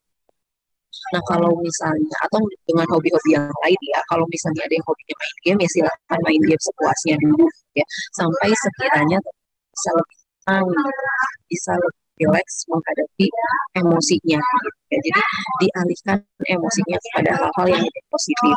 Terus kemudian kalau misalnya kita memang sedang merasakan emosi atau ekspresikan, nggak bisa ditahan. Kalau ditahan justru ini akan semua. Ya, jadi silakan diekspresikan aja gitu. Kalau misalnya merasa tidak bisa mengekspresikan cara yang baik, coba diam dulu sendiri. Jangan dulu, karena khawatirnya ini akan menjadikan masalah selanjutnya ketika kita bertemu dengan, karena kita tidak bisa mengenal apa yang sedang dilakukan, apa yang disampaikan oleh kita, bisa kontrol diri kita sendiri pun dalam keadaan sedang sekali gitu ya. Jadi silakan kasih waktu untuk diri kita sendiri, me time dulu untuk menyelesaikan emosi-emosi. Nanti kalau sudah lebih rileks, silakan obrolin sama yang menjadi sumber emosi kita tadi. Kalau memang emosinya datang dari orang lain ya, atau datang dari. Oke, terima kasih banyak atas pertanyaan dan jawaban yang terakhir. Ini sayang sekali ya sesi tanya jawabnya sudah habis. Mohon maaf kepada teman-teman yang belum sempat untuk bertanya. Mungkin nanti bisa mengontak secara pribadi ya kepada Kak Almadina. Mungkin sebelum saya tutup, dari Kak Almadina ada closing statement atau ada lagi yang mau disampaikan sedikit? Pada intinya setiap dari kita adalah gitu ya, kita punya kelebihan dan sendiri, tidak ada yang lebih baik dari kita, dan orang lain juga tidak, kita tidak lebih baik dari orang lain, dan orang lain juga tidak lebih baik dari kita.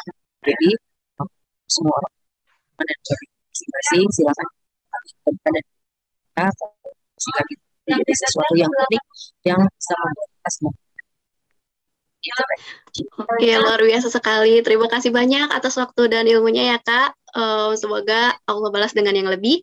Mohon maaf apabila dari kami ada kekurangan atau salah kata. Sekali lagi kami ucapkan terima kasih.